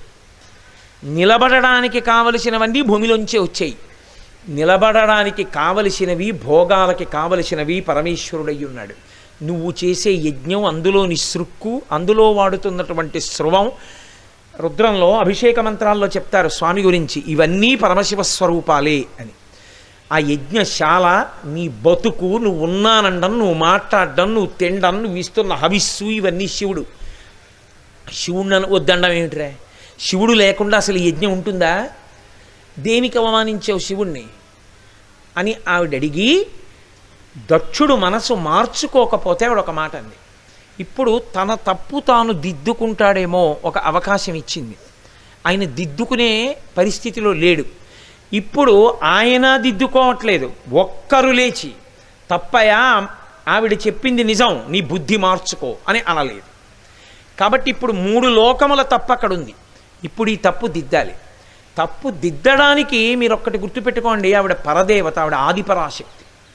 ఆవిడే తలుచుకుందనుకోండి, ఆవిడకి ఒక్క క్షణం పట్టదు యజ్ఞాన్ని ధ్వంసం చేయడం. కానీ ఒక కన్న కుమార్తెగా, వేరొకరి భార్యగా, ఆ ఇంటికి పుట్టింటికి వచ్చిన ఆడపిల్లగా దక్షయజ్ఞ ధ్వంసం ఆవిడ చెయ్యదు. ఎందుకంటే ఎక్కడెక్కడ ఇటువంటిది ఉంటుందో అక్కడక్కడ ఆవిడ సాక్షి మాత్రమే.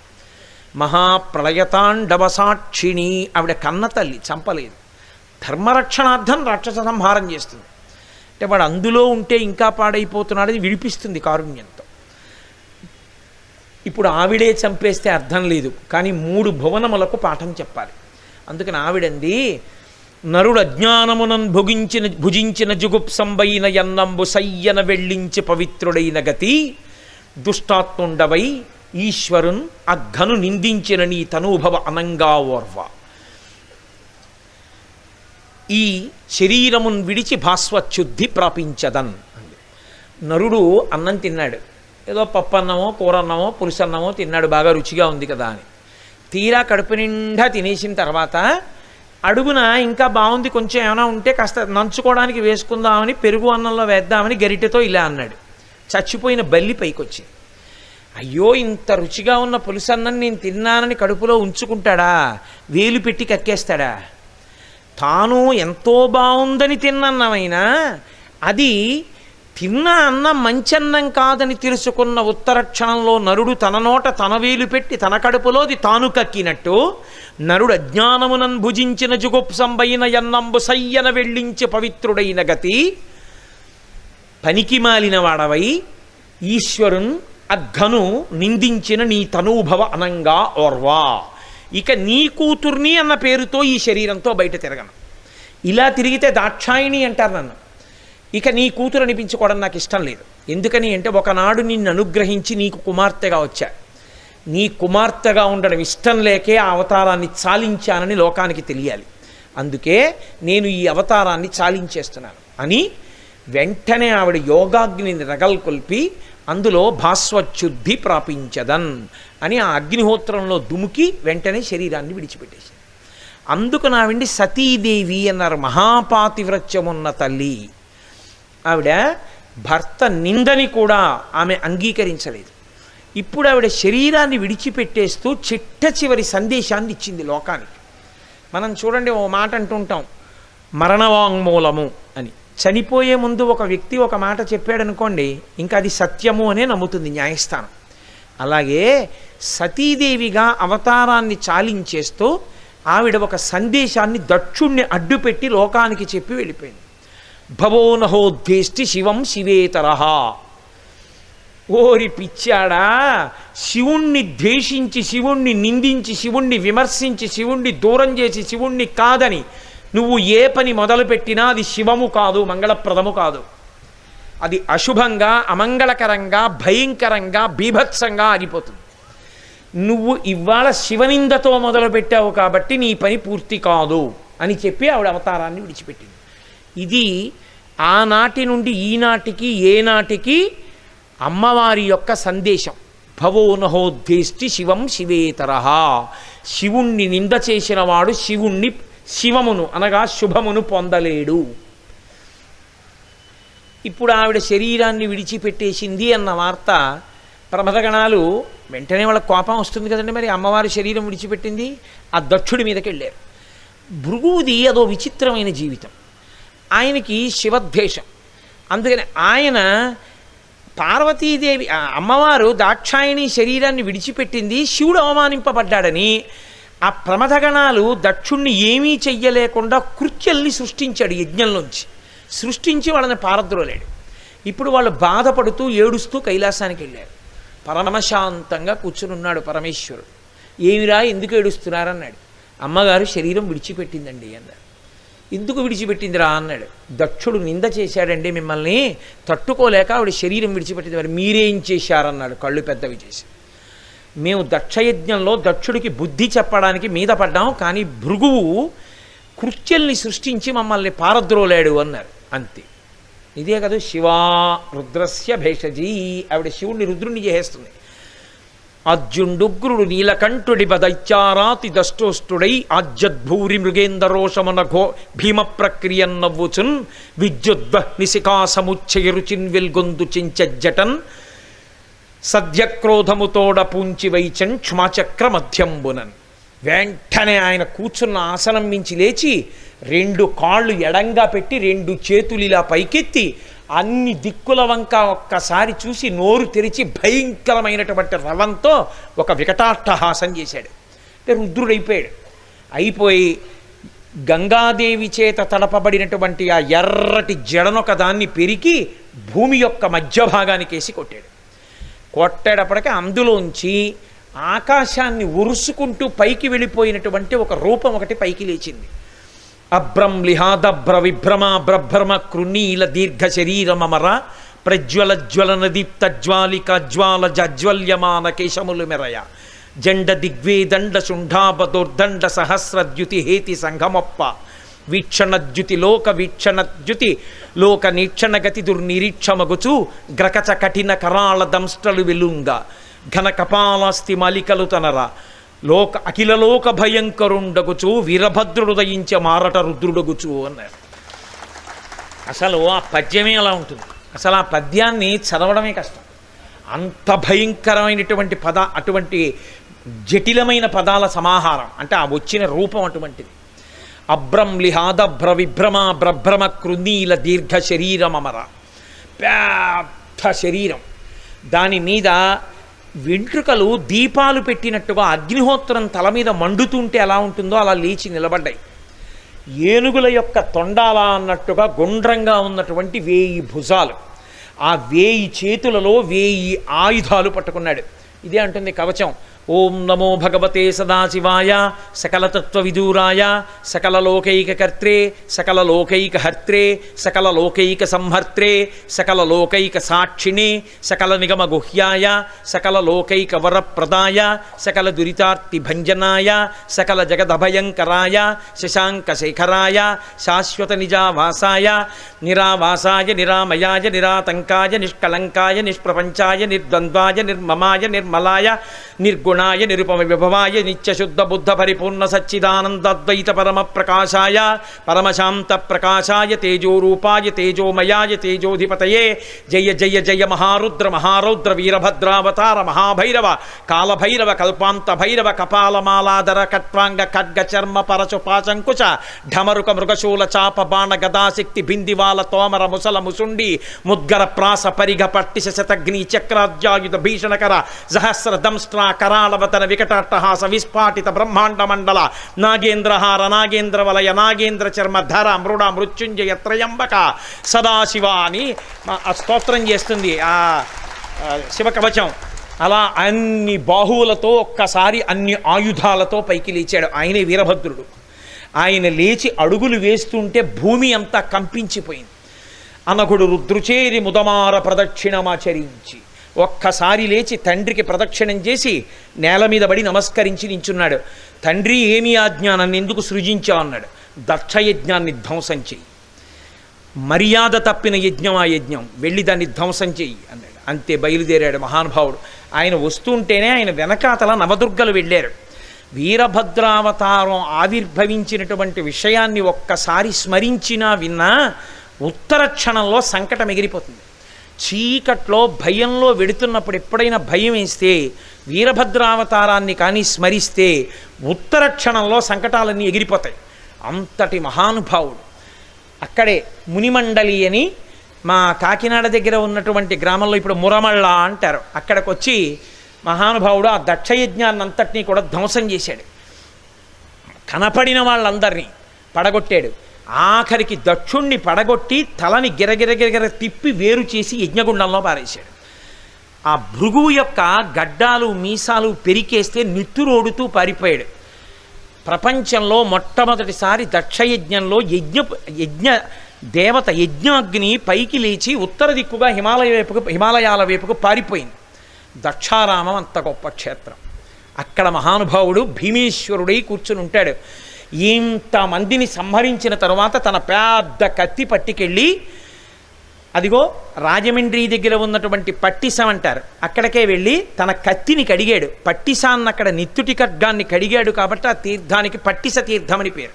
అక్కడే శివాలయం ఉంటుంది, అందులో శివలింగ స్వరూపంలా ఉంటాడు. అక్కడే ఎంతకీ ఆయన శాంతించకపోతే అమ్మవారి పనుపున భద్రకాళీ స్వరూపం వచ్చి ఆయన్ని శాంతింపచేస్తే కన్యారూపంలో గోదావరిలోంచి బయటికి వస్తే ఇద్దరు చెయ్యి పట్టుకుని వెళ్ళి మునిమండలి మురమళ్ళ అంటున్నారు ఇప్పుడు.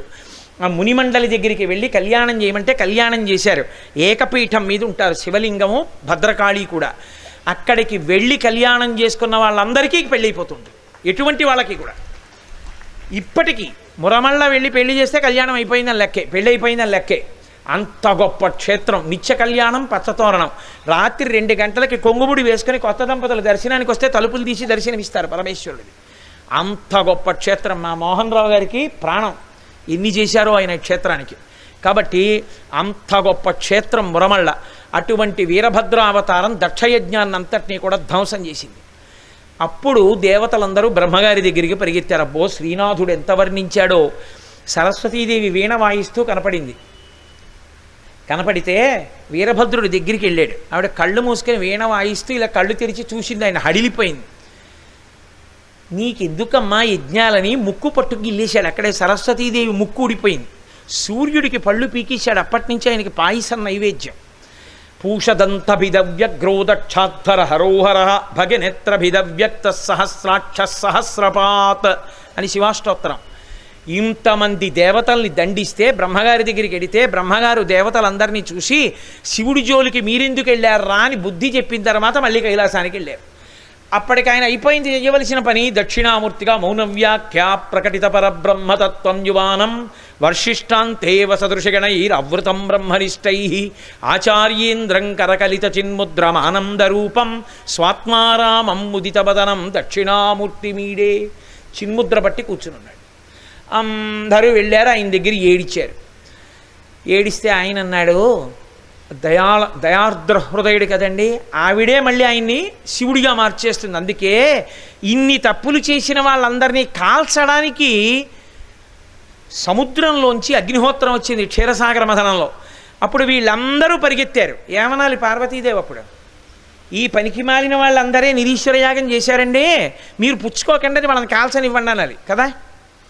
ఆవిడ శివా విశ్వస్య భేషజీ, పిల్లలకి ఎప్పుడు ఆపదొస్తే అప్పుడు ఆదుకుంటుంది అమ్మవారు.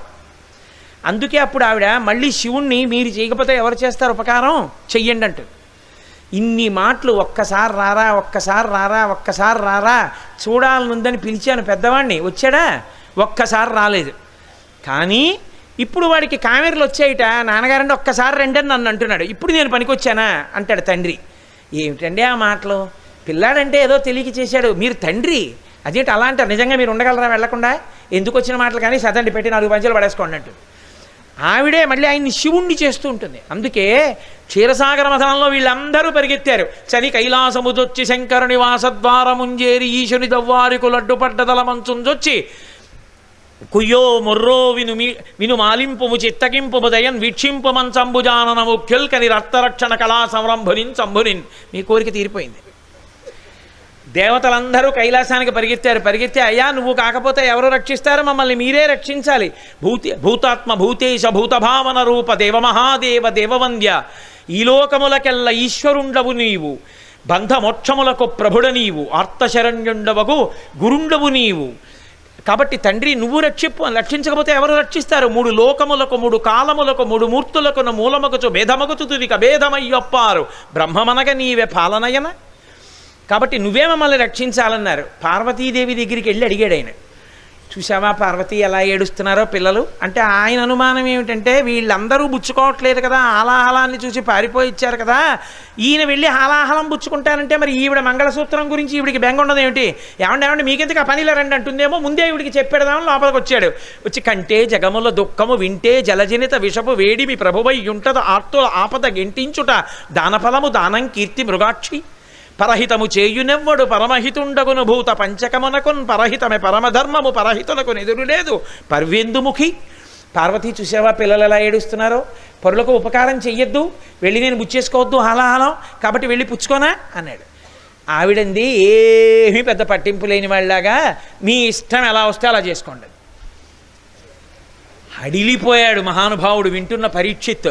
అదేమిటయా అమ్మలగన్నయమ్మ ముగురమ్మల మూలపుటమ్మ చాలా పెద్దమ్మ సురారులమ్మ కడుపారడి బుచ్చినయమ్మ తన్నులోనమ్మిన వెల్పుటమ్మల మనంబున ఉండెడియమ్మ నమ్మితి నామనంబున సనాతనులైన ఉమా మహేశులన్ననిపించుకున్న తల్లి తన పసుపు కుంకాల గురించి బెంగలేదా? ఎలా వెళ్ళమంది శివుణ్ణి అంటే వెంటనే శుకబ్రహ్మ అన్నారు భాగవతం చెప్తూ, మృంగిడివాడు విభుండని మృంగిడిదియు గరళమనియు మేలని ప్రజకున్ మృంగమని సర్వమంగళ మంగళసూత్రమునెంతమది నమ్మినదో. మింగేది గరళమని తెలుసు, మింగుతున్నవాడు భర్తని తెలుసు, మింగుతున్నది లోకం కోసం అని తెలుసు, అయినా మింగమందంటే నా మెళ్ళలో మంగళసూత్రం ఉండగా మీకేం ఆపదొస్తుందండి, మింగేయండి అంతే. నేనే సర్వమంగళ, ఇంకోళ్ళ మెళ్ళలో మంగళసూత్రం నా వల్ల నిలబడుతుంది, అటువంటప్పుడు నా మెడలో మంగళసూత్రం ఉండగా మీకు ఇబ్బంది వస్తుందా ఆయుర్దాయానికి? మింగండి ఏం పర్వాలేదండి అంతే. గబగబా వెళ్ళాడు. తన చుట్టూ సురసంగములు జయ జయధ్వానంబులన్ బొబ్బిడన్ ఘనగంభీరవంబుతో చిబుడు లోకద్రోహి హుంపోకు రమ్మని కింగేల తెమల్చి కూర్చి కడిగా నంకించి జంబూఫలంపుల సర్వంకషమున్ విషమునాహారించి హేలాగతిన్ కదలంబారవు పాప పేరు వడలన్ ఘర్మంబు జాలంబు పుట్టదు నేత్రంబులు నెర్రబారవు నిజ జూటాచంద్రుడున్ కందడున్ వదనాంభోజము వాడదా విషమును ఆహ్వానించుచో డాయిచో పదిలంబై కడిచేయుచో దిగుచుచో భక్షించుచో మృంగుచోన్. అందరూ హాలాహలాన్ని చూసి పారిపోతే ఈయన దానికి ఎదిలిడితే హాలాహలం పారిపోవడం మొదలెట్టింది. ఎక్కడికి పారిపోతావే ఇలా రా అన్నాడు. చేత్తో పుచ్చుకున్నాడు, ఇలా ముద్ద చేశాడు, నోట్లో పెట్టుకుంటున్నాడు. అంత వేడి కదా, పాము వేడి చూస్తే పారిపోతుంది. పాము ఓ పిల్ల పాము చేతికున్నదైనా కిందకి దిగిందా అంటే ఏమీ లేదు. పోనీ ఆయన ముఖం వాడిపోయిందా అంటే ఏమీ లేదు. పైనున్న చందమామ కందిపోయాడా అంటే పోనీ అది లేదు. ఇలా నోట్లో పెట్టుకున్నాడు, నవిలాడు, మింగబోయాడు. ఉదరము లోకంబులకొను సదనంబకు ఎరిగి శివుడు చటుల విషాగ్నిన్ కుదురుకొనే కంఠ బిలమున పదిలంబుగా నిలిపే చోట్ల బలరసముక్రియన్. మింగబోయాడు. అయ్యయ్యో నా కడుపులో లోకాలు ఉన్నాయి, వదిలేస్తే అవి కాలిపోతాయి, పైకి వదిలేస్తే ఈ లోకాలు కాలిపోతాయి, కంఠంలో పెట్టుకుంటానని మింగలేదు, వదలలేదు, ఇక్కడ పెట్టుకున్నాడు. ఇక్కడ పెట్టుకున్నందుకు తెల్లని నా స్వామి కంఠం నల్లటి మచ్చబడింది. నీలకంఠ, గరళకంఠ, శ్రీకంఠ అని లోకం కీర్తించింది. రుద్రం అయితే అసర్వ్యో అసర్పతి నీలగ్రీవో విలోహిత ఉతైనం గోప అదృశన్ను దృశన్ను దహార్య అంది. తెల్లవారుజామున ఆకాశంలో కనపడేటటువంటి ఆ ఎర్రటి కాంతులతో నీలంగా ఉండేటటువంటి వాడే నీలలోహిత రుద్రుడు. ఆయన్ని చూడ్డానికి ఏ జ్ఞానమో అక్కర్లేదు. ఆఖరికి గొల్లపడుచులు, కొండతో నీళ్లు తెచ్చుకునేవాళ్ళు, పశువుల్ని కాసేవాళ్ళు కూడా పరమశివ దర్శనం తెల్లవారుజామున చెయ్యవచ్చు. అటువంటి నీలలోహిత రుద్రుడికి నమస్కరిస్తున్నానని వేదం 2 చేతులెత్తి నమస్కరించింది. అంతటి మహానుభావుడు. కాబట్టి ఆయన ఏమనుగ్రహించడు? ఆ తల్లి ఆ రోజున మళ్ళీ లోకాలన్నింటినీ అనుగ్రహించింది. పుచ్చేసుకోండి హాలాహలమని లోకాలని బతికించింది. ఇదే నేను మీతో మనవి చేసింది.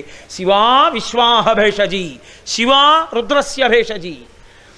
ఇప్పుడు ఆయన అందరికీ మళ్ళీ వరాలు ఇచ్చేశాడు. దక్ష ప్రజాపతికి గొర్రె తలకాయ తీసుకొచ్చి పెట్టారు. మళ్ళీ యజ్ఞాన్ని పూర్తి చేయమన్నాడు. యజ్ఞం పూర్తయిపోయింది. సతీదేవిగా అంటే దాక్షాయిణిగా ఉండగా అమ్మవారు పరమశివుడితో కలిసి హిమాలయ పర్వత ప్రాంతమునందు విహరిస్తూ ఉండేది. అక్కడ విహరిస్తున్నప్పుడు మేనకాదేవి చూస్తూ ఉండేది. చూస్తూ ఆవిడకో కోరిక పుట్టింది. అబ్బాయి ఎంత బాగుందో ఈ పిల్ల, నాకు ఇలాంటి కూతురు పుడితేనా అనుకునేది అస్తమానం. అని అలిసిపోయినటువంటి ఆ దాక్షాయినికి కూర్చోపెట్టి ఉపచారం చేస్తుండేది. ఆవిడ మనసులో పెట్టుకుంది, మనం ఏ భావనతో భగవతిని ఆరాధిస్తామో ఆ భావనతోనే ఆమె అనుగ్రహిస్తుంది. మనం యద్భావం తద్భవతి. మనం అమ్మ నాకు కూతురుగా అని రోజు అమ్మవారిని ఒక మూర్తిని పెట్టుకొని ఆవిడికి ఒక చిన్న లంగా కట్టి ఓ బట్ట కట్టి పొంగిపోయారనుకోండి, మిమ్మల్ని అలాగే అనుగ్రహిస్తుంది ఆవిడ. ఏదో ఒక రోజున మీ వంశంలో ఆవిడ కూతురై వస్తుంది. బాలాస్వరూపంగా వచ్చి నిలబడి మిమ్మల్ని అనుగ్రహిస్తుంది. అందరికన్నా చాలా తొందరగా పరదేవత అనుగ్రహించాలనుకుంటే ఏ రూపంలో వస్తుందో తెలుసా అండి? అనుగ్రహించాలి అనుకున్న ఉత్తర క్షణంలో చిన్న పిల్ల రూపంలో వస్తుంది. వచ్చి తల్లి అనుగ్రహిస్తుంది. మహానుభావుడు పశ్చిమ గోదావరి జిల్లాలో ఆయన చందోలు శాస్త్రి గారు అంటుంటారు. ఎంత ప్రఖ్యాతి వహించారో. ఆయన ఉపాసనకి అమ్మవారు ఎప్పుడూ ఆయన ఇంట్లో తిరుగుతూ ఉండేది, గజ్జెల చప్పుడు అవుతూ ఉండేది. చిట్ట చివర ఆయన శరీరాన్ని దహనం చేస్తే ఆయన ప్రాణం పోయినప్పుడు ఆయన శరీరంలోంచి బాలా త్రిపుర సుందరి స్వరూపం పైకి లేచింది. కాబట్టి ఆ తల్లిని ప్రార్థించినటువంటి వాళ్ళని ఎవరిని ఆవిడ అనుగ్రహించదు? ఆవిడ అనుగ్రహించి తీరుతుంది. మీరు నమ్మండి నమ్మపోండి, మొన్న శారదా నవరాత్రుల్లో కాకినాడలో మా తల్లి మమ్మల్ని అలా అనుగ్రహించింది రోజున. చిత్రం ఏంటంటే ఇన్ని కార్యక్రమాలని అలవోకగా నిర్వహించగలిగిన గోపాలకృష్ణ గారు కూడా గుర్తుపట్టలేకపోయారు, అమ్మవారే వచ్చిందని. ఇన్ని నిర్వహిస్తున్నాడు మహానుభావుడని ముందు ఆయన ఇంటికే వెళ్ళింది. సరే, ఆయన కారణాంతరాల చేత గుర్తుపట్టలేకపోయారు. ఎంత పెద్ద గారడీయో చేసి వచ్చింది కాకినాడ సభకి. వచ్చి పూజ అందుకుని వెళ్ళిపోయింది ఆవిడ. ఆవిడ వచ్చి పూజ అందుకునేంతసేపు ఎవరు గుర్తుపట్టల. వచ్చి వెళ్ళిన తర్వాత అందరికీ స్పృహ వచ్చింది, అమ్మవారు వచ్చి పూజ తీసుకుని వెళ్ళిందని. ఇప్పుడు ఆ సందర్భాన్నంతటిని నేను వివరించడం మర్యాదగా ఉండదు. వీళ్ళు ఏదో సోత్కర్ష చేసుకుంటున్నారు అనుకుంటున్నారు, అందుకని నేను దాని గురించి ప్రస్తావించను. కానీ ఇక్కడున్న కాకినాడ భక్తజనానికి అందరికీ తెలుసు అమ్మవారు వచ్చి వెళ్ళిన విషయం. తల్లి అనుగ్రహిస్తుంది బాలాస్వరూపంతో, వచ్చి పూజలు అందుకుంటుంది. అది స్పృహకి తట్టగానే వెళ్ళి నేను ఆవిడ పాదోదకాన్ని తల మీద చల్లుకుని పొంగిపోయాను, అమ్మా ఇలా వచ్చావా నువ్వు అని. కాబట్టి ఆ తల్లి ప్రతిరోజు మేనకాదేవి పిలిచి చేసినటువంటి ఉపచారానికి పరవశించిపోయింది. అయ్యో, నేను తల్లిగా ఈ పిల్లని నా కుమార్తెగా పొందితే ఎంత అదృష్టంగా ఉంటుందని భావన చేస్తున్నటువంటి మేనకాదేవి యొక్క హృదయాన్ని పసిగట్టింది. ఈమెకి కూతురు అవ్వాలి అనుకుంది. అందుకని దాక్షాయిణిగా శరీరత్యాగం చేస్తూ నేను పర్వతరాజపుత్రిగా మళ్ళీ మేనకాదేవి కడుపున పార్వతిగా జన్మిస్తాను అని సంకల్పం చేసుకుంది. ఆవిడ అలా సంకల్పం చేసుకుంది, చాలా సంతోషించింది. మేనకాదేవి హిమవంతుని యొక్క భార్య. ఇప్పుడు అమ్మవారు ప్రకటనముగా బయట ఒక రూపంతో లేదు, ఎందుకంటే అవతార పరిసమాప్తి చేసేసింది దాక్షాయణిగా. స్థూలమైన ఒక రూపంతో తిరగట్లేదు ఆవిడ, పరమశివుడి పక్కన ఇల్లాలిగా లేదు. ఈలోగా చాలా ఆశ్చర్యకరమైనటువంటి సందర్భం ఒకటి జరిగింది. వజ్రాంగుడు అని ఒక గొప్ప రాక్షసాంశ సంభూతుడు దితి కశ్యపులకు జన్మించాడు. ఆయన అపారమైనటువంటి బలపరాక్రమములున్నవాడు, దానికి తపశ్శక్తి తోడైంది. ఆయన ఇంద్రుణ్ణి జయించి ఇంద్రుణ్ణి తీసుకొచ్చి కారాగారంలో బంధించాడు. ఇంద్రుణ్ణి బంధించడం ఏమిట్రా తప్పు, ఇంద్రుణ్ణి విడిచిపెట్టమని తండ్రి అయిన కశ్యప ప్రజాపతి చతుర్ముఖ బ్రహ్మగారు వచ్చి వేడుకుంటే విడిచిపెట్టాడు. ఇప్పుడు ఇంద్రుడికి మళ్ళీ ఇంద్రపదవి లభించింది, కానీ వజ్రాంగుడికి వశపడి ఉన్నాడు. ఇటువంటి సమయంలో అకస్మాత్తుగా ఎందుకో వజ్రాంగుడిలో ఒక గొప్ప మార్పు వచ్చింది, సత్వగుణావలంబకుడు అయ్యాడు. ఎంతకాలం ఈ రజోగుణ ప్రవృత్తి, ఎంతకాలం ఈ దండయాత్రలు, ఎంతకాలం ఈ భోగం, ఇక నేను పరమేశ్వర స్మరణ చేస్తానని సత్వగుణంతో బతుకుతున్నాడు. ఆయనని ఆయన భార్య వరాంగి అని ఆమె అనుగమిస్తోంది, ఆయనకి నిరంతరము సేవ చేస్తోంది. చాలా సంతోషించి ఒక రోజున అన్నాడు, వరాంగి నువ్వు నేను చేసే ఈశ్వరానుష్ఠాన ప్రక్రియ యందు ఇంత తోడ్పడుతున్నావు, నీకేం కావాలి వరం అడుగు ఇస్తానన్నాడు. ఆవిడంది, నాకు ఒక కుమారుడు కావాలి, ఆ కుమారుడు విష్ణువునకు శత్రువు కావాలి, అతడు 3 లోకములకు భయంకరుడు కావాలి, దేవతల్ని పీడించగలిగిన వాడై ఉండాలి, అలాంటి కొడుకు కావాలి. ఆయన చాలా విచారపడ్డాడు. నేను ఇప్పుడు అటువంటి భావములన్నీ విడిచిపెట్టాను, ఇంకా ఈమె యందు పోలేదు, నన్ను అడ్డు పెట్టుకున్నటువంటి కొడుకుని పొందాలనుకుంటోంది. విష్ణు ద్వేషి అంటే ఆయన లోకములను రక్షిస్తుంటారు, శ్రీ మహావిష్ణువు స్థితికారుడు. ఆయనతో శత్రుత్వం పొందడం అంటే లోకముల పాలిట కంటకంగా తయారవడము అని అర్థం. ఇలాంటి కొడుకుని కావాలందే అని మాట ఇచ్చాను కాబట్టి అటువంటి కొడుకుని ఇవ్వాలి అని ఆయన మళ్ళీ వెళ్ళి చతుర్ముఖ బ్రహ్మగారి గురించి తపస్సు చేశారు. బ్రహ్మగారు ప్రత్యక్షం అయ్యారు. తపస్సు చేస్తే అవతల వారి కోరిక ఎటువంటిదవనివ్వండి తీరుస్తారు. కాబట్టి బ్రహ్మగారు వచ్చారు. ఏం కావాలన్నారు. నాకు ఇదిగో 3 లోకములకు కంటకమైన వాడు, విష్ణువు యందు ద్వేషభావం ఉన్నవాడు, అటువంటి అపారమైన బల సంపత్తి కలిగిన వాడు ఒక కొడుకు కావాలి వరాంగి యందు. తథాస్తు. ఆ వరాంగితో కూడిక వలన ఒక కుమారుడు జన్మించాడు, ఆయనకే తారకాసురుడు అని పేరు. ఆ తారకాసురుడు పుడుతూనే లోకంలో ఉత్పాతములు కనపడ్డాయి. మనకి పైకి తెలియదు, కానీ మీరు ఏ కావ్యం చూడండి, ఏ పురాణం చూడండి, ఈ మంగళప్రదమైనటువంటి శకునములను వర్ణిస్తుంటారు. అది పరమ సత్యం కూడా.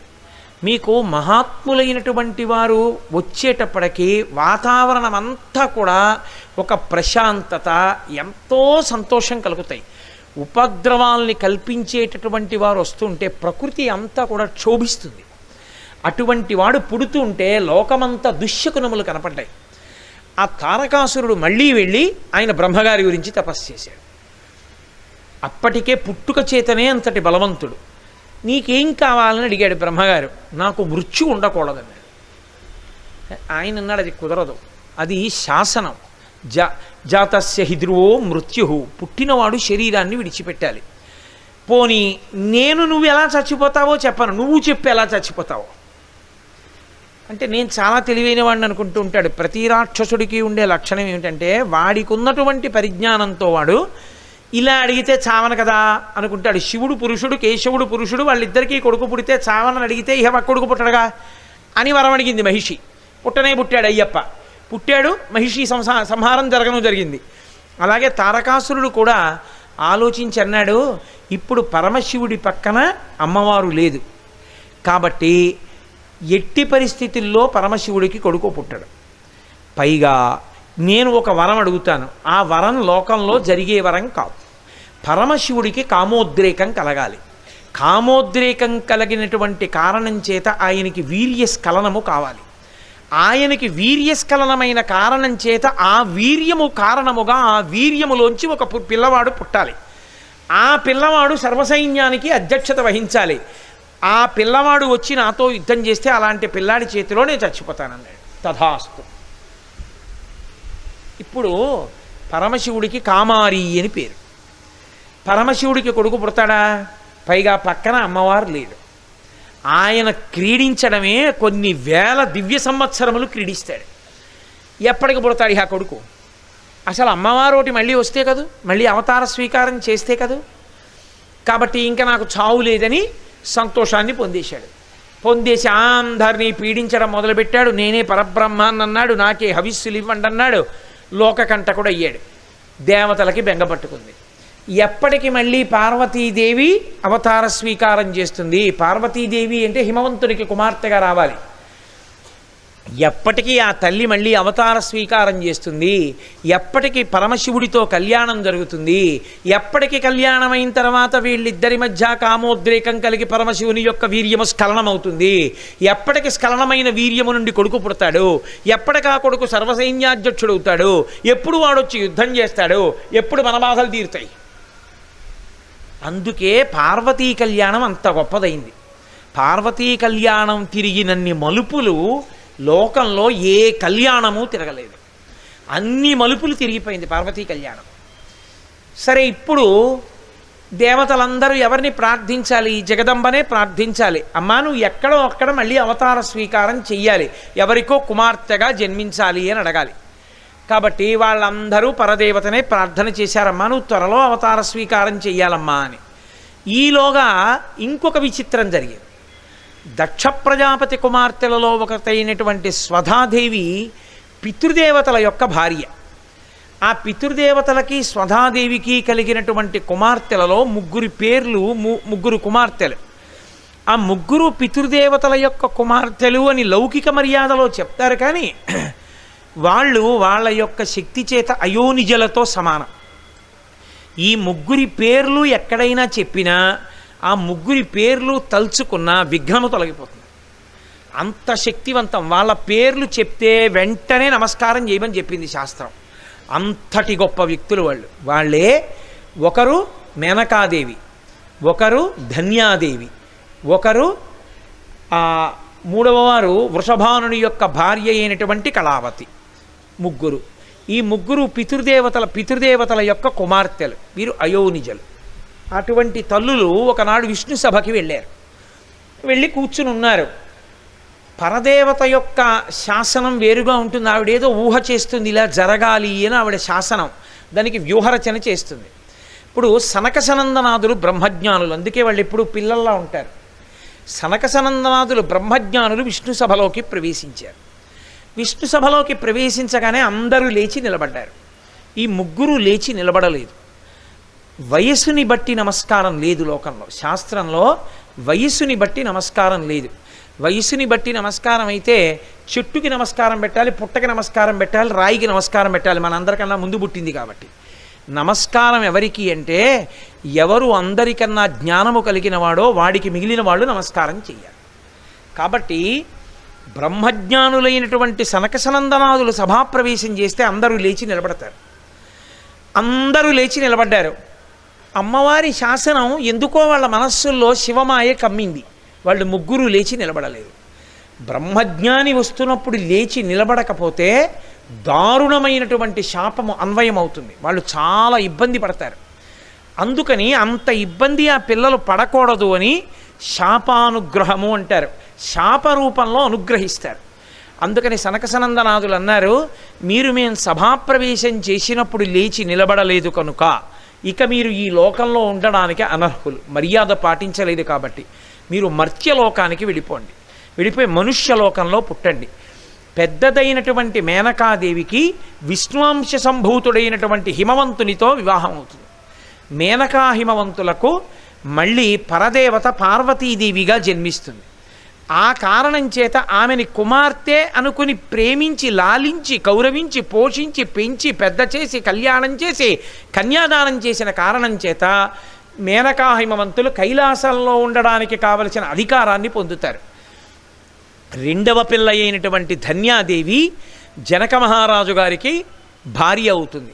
జనక మహారాజు గారికి భార్య అయిన కారణం చేత లక్ష్మీదేవి అయోనిజగా సీతాదేవిగా పుడుతుంది. సీతాదేవిగా పుట్టిన కారణం చేత సీతమ్మని రామచంద్రమూర్తికి కన్యాదానం చేసిన కారణం చేత ధన్యాదేవి వైకుంఠాన్ని చేరుకుంటుంది. అలాగే మూడవదైనటువంటి కళావతి భూలోకంలో వృషభానుడు అనబడేటటువంటి వైశ్యుణ్ణి వివాహం చేసుకుంటుంది. వాళ్ళిద్దరికీ రాధ అనబడేటటువంటి పిల్ల పుడుతుంది. ఆ రాధని శ్రీకృష్ణ పరమాత్మ తన యొక్క శక్తిగా స్వీకరిస్తాడు. ఆ కారణంగా రాధ కృష్ణుడికి శక్తి స్వరూపంగా మారుతుంది. కాబట్టి వాళ్ళిద్దరూ, ఆ వృషభానుడు కళావతి, గోలోకవాసాన్ని పొందుతారు. ఇలా మీరు భూలోకంలోకి వెళ్ళినా తదనంతర కాలమునందు చాలా గొప్ప గొప్ప లోకములలో శాశ్వతంగా ఉండడానికి కావలసిన వరాన్ని మీకు కటాక్షిస్తున్నాం అన్నారు. జగదంబ పుట్టాలి అంటే ఒక్క హిమవంతుడు మేనకకి మాత్రమే జన్మించాలి. ఎందుచేత? హిమవంతుడు విష్ణువాంశ సంభూతుడు. అందుకే మీరు ఎప్పుడైనా చూడండి, మన వైపు చాలా తక్కువ, కానీ అసలు అటువంటి మూర్తి మన వైపు చాలా తక్కువ. చాలా జగత్ కళ్యాణం, అద్భుత కళ్యాణం అంటే పార్వతీ కళ్యాణం. ఆ పార్వతీ కళ్యాణంలో శ్రీ మహావిష్ణువు తన చెల్లెలైనటువంటి పార్వతీదేవిని చెయ్యి పట్టుకొని పరమశివుడి చేతిలో పెడుతూ ఉంటారు. ఈ పరమశివుడి చేతిలో పెడుతున్నటువంటి ఘట్టం ఉందే, ఇది మీకు ద్రవిడ దేశం వెడితే ఎక్కడ చూసినా కనపడుతుంది. ప్రత్యేకించి కాంచీపురంలో ఏకాంబరేశ్వరుడి యొక్క దేవస్థానానికి వెడితే ఏకాంబరేశ్వర లింగం ఎదురుగుండా ఉన్నటువంటి పెద్ద స్తంభంలో ఈ మూర్తే, కంచి చరిత్ర అంతా ఉంటుంది ఆ స్తంభాల్లోని. కాబట్టి ఆ కళ్యాణ ఘట్టంలో శ్రీ మహావిష్ణువుకి చెల్లెలుగా ఉంటుంది అమ్మవారు ఎప్పుడు. కారణం ఏమంటే ఒక మర్యాద ఒకటి ఉంటుంది. కుండమార్పిడి అని ఒకటి అంటుంటారంటే వాళ్ళ చెల్లెల్ని వీళ్ళు, వీళ్ళ చెల్లెల్ని వాళ్ళు పెళ్లి చేసుకోవడం. అది శాస్త్రోక్తం కాదు. అందుకే త్రిమూర్తుల యందు ఒక గమ్మత్తైన సంబంధం ఉంటుంది. బ్రహ్మగారు ఎరుపు, బ్రహ్మగారి చెల్లెలు లక్ష్మి ఎరుపు. శంకరుడు తెలుపు, శంకరుడి చెల్లెలు సరస్వతి తెలుపు. నారాయణుడు నలుపు, నారాయణుడి చెల్లెలు నారాయణి నలుపు. నారాయణి పార్వతి, అందుకే అమ్మవారు నల్లగా ఉంటుంది. ఇప్పుడు బ్రహ్మగారి చెల్లెలు లక్ష్మీదేవి విష్ణుమూర్తికి భార్య, విష్ణుమూర్తి చెల్లెలు నారాయణి పరమశివుడికి భార్య, పరమశివుడి చెల్లెలు సరస్వతి తెల్లనిది ఎర్రని బ్రహ్మకు భార్య. ఇది త్రిమూర్తుల మధ్య అనుబంధం. లౌకికంగా ఈ అనుబంధాన్ని ఎందుకు చెప్తారంటే మళ్ళీ తెలుపు, నలుపు, ఎరుపు పెట్టి ఈ రంగుల చేత గుణావిష్కృతం చేసి త్రిమూర్తి తత్వం చెప్తారు అందులో. అందుకని బంధుత్వాన్ని చూపిస్తారు. అందుకే మీరు ఎక్కడ చెప్పండి, ఆవిడ శ్రీ మహావిష్ణువు యొక్క సోదరి. అందుకే శ్యామశాస్త్రి గారు ఎక్కడ కీర్తన చేసినా శ్యామకృష్ణ సహోదరి అంటుంటారు. అందుకే మీరు పార్వతీ పరమేశ్వర తత్వంలో రహస్యం ఏమిటంటే శ్రీ మహావిష్ణువుని నింద చేసిన వాడు శివభక్తుడిగా నిలబడలేడు. ఎందుకో తెలుసా అండి? విష్ణువు అమ్మవారికి సోదరుడు, ఒక్కనాటికి అంగీకరించడు. విష్ణువు దగ్గరికి వెళ్ళి శివనింద చేస్తే ఒక్కనాటికి ఆయన అంగీకరించాడు. ఎందుకంటే చెల్లెలి భర్త భావమృతి బ్రతక కోరుతాడు. లౌకికమైన బంధుత్వం రీత్యా చూసినా శివకేశవుల మధ్య ఎట్టి పరిస్థితుల్లోనూ నింద పనికిరాదు. అందుకే మీకు పేర్లలో కూడా చమత్కారం ఎలా ఉంటుందంటే పార్వతీ పరమేశ్వరుల పేర్లు కూడా కలిసిపోయి ఉంటాయి. శివ శివాని, భవ భవాని, రుద్ర రుద్రాణి, శంభు శాంభవి, హంస హంసిని, నారాయణ నారాయణి. భార్యాభర్తలు కారు, అన్నా చెల్లెళ్ళు. ఆ ముందు చెప్పినవన్నీ భార్యాభర్తలు. నారాయణ నారాయణి, అన్నా చెల్లెళ్ళు. ఏమండి అక్కడ కెమెరాలు ఉన్నాయి కదా, ఎందుకు తిరుగుతారు మీరు అలాగా? మిమ్మల్ని అడుగుతున్నది. అక్కడ కెమెరాలు పనిచేస్తున్నాయా? ఎందుకు అలా తిరగడం? వెనక నుంచి రాలేరేంటి? హరి ఓం. నారాయణ నారాయణి. కాబట్టి వాళ్ళిద్దరి మధ్య అన్నా చెల్లెళ్ళ అనుబంధం ఉంటుంది. అన్నా చెల్లెళ్ళ అనుబంధం కాబట్టి ఎప్పుడు పరమశివుడికి కన్యాదానం చేసినా శ్రీమన్నారాయణుడే కన్యాదానం చేస్తుంటాడు. అది గమ్మత్తు. అందుకే ఆమె మళ్ళీ ఎవరి కడుపున పుట్టాలి అంటే విష్ణువాంశ సంభూతుడి కడుపునే పుట్టాలి పార్వతీదేవి పుడితే. అందుకే విష్ణువాంశ సంభూతుడైనటువంటి హిమవంతునికి కుమార్తెగా వచ్చింది. ఇప్పుడు విష్ణువాంశ సంభూతుడైనటువంటి హిమవంతుడికి మేనకాదేవితో వివాహం అయితే తప్ప అసలు పార్వతీదేవి యొక్క అవతారం రాదు. ఇప్పుడు అలా వివాహమై వాళ్ళ మధ్య ప్రేమ అంకురించాలి అని దేవతలు వాళ్ళిద్దరినీ కలిపే ప్రయత్నం చేశారు. ఇద్దరినీ కలిపే ప్రయత్నం చేయడం వల్ల హిమవంతుడు మేనక వివాహం చేసుకున్నారు, దంపతులు అయ్యారు. ఇప్పుడు ఈ దంపతులకు పార్వతీదేవి జన్మించాలి. అది ఆవిడ అనుగ్రహించి అంగీకరిస్తేనే జన్మిస్తుంది. అందుకే ఇప్పుడు దేవతలందరూ పరదేవతని ప్రార్థన చేశారు. అమ్మా, నువ్వు మళ్ళీ పుట్టాలి, నువ్వు పుట్టి పరమశివుడికి ఇల్లాలు కావాలి. నువ్వు ఇల్లాలైతే తప్ప కొడుకు పుట్టాడు, కొడుకు పుడితే తప్ప తారకాసురుడు మరణించాడు, తారకాసురుడు మరణిస్తే తప్ప మాకు భద్రత లేదు. నీవు తప్ప శివుని యందు కామమును కల్పించగలిగిన వాళ్ళు ఎవరూ లేరు లోకంలో. ఆయన ఇల్లాలు నువ్వే. అదే ఉత్తమ పురుష లక్షణం. ఆయన భార్య యందు ఆయనకి కామం. కాబట్టి తల్లి నువ్వు అవతార స్వీకారం చెయ్యాలి. ఇప్పుడు ఆ తల్లి అంగీకరించింది, తప్పకుండా నేను అవతార స్వీకారం చేస్తాను. మేనకాహిమవంతులకు వివాహమైంది. అమ్మవారు జన్మించాలి అంటే కొంత పుణ్యం ఉండాలి కదా. కొత్తగా పెళ్ళయిన తర్వాత తీర్థయాత్ర చెయ్యండని కొన్ని భగవత్ సంబంధమైనటువంటి క్రతువులు ఎందుకు చేయిస్తారో తెలుసా? పుట్టింటి వాళ్ళు తీసుకొచ్చి ఆడపిల్లతో కొన్ని నోములు పట్టించడం, కొన్ని వ్రతాలు చేయించడం, అత్తవారింట్లో ఉండేవాళ్ళు కూడా చక్కగా ఆ ఇంటికి వచ్చిన కోడలతో 4 పూజలు చేయించడం, 4 పేరంటాలు చేయించడం ఎందుకు చేయిస్తారంటే దాని చేత భగవద్ అనుగ్రహము ఆ దంపతులకు కలిగితే దాని వలన కడుపున పుట్టేటటువంటి పిల్లవాడు మంచి పిల్లవాడు పుడతాడని. అసలు భగవత్ స్పర్శే లేని జీవితాలు గడపడానికి అనుమతి ఇవ్వబడింది అనుకోండి, ఇంకా మంచి పిల్లలు పుడతారన్న ఆశ ఎలా కలుగుతుంది?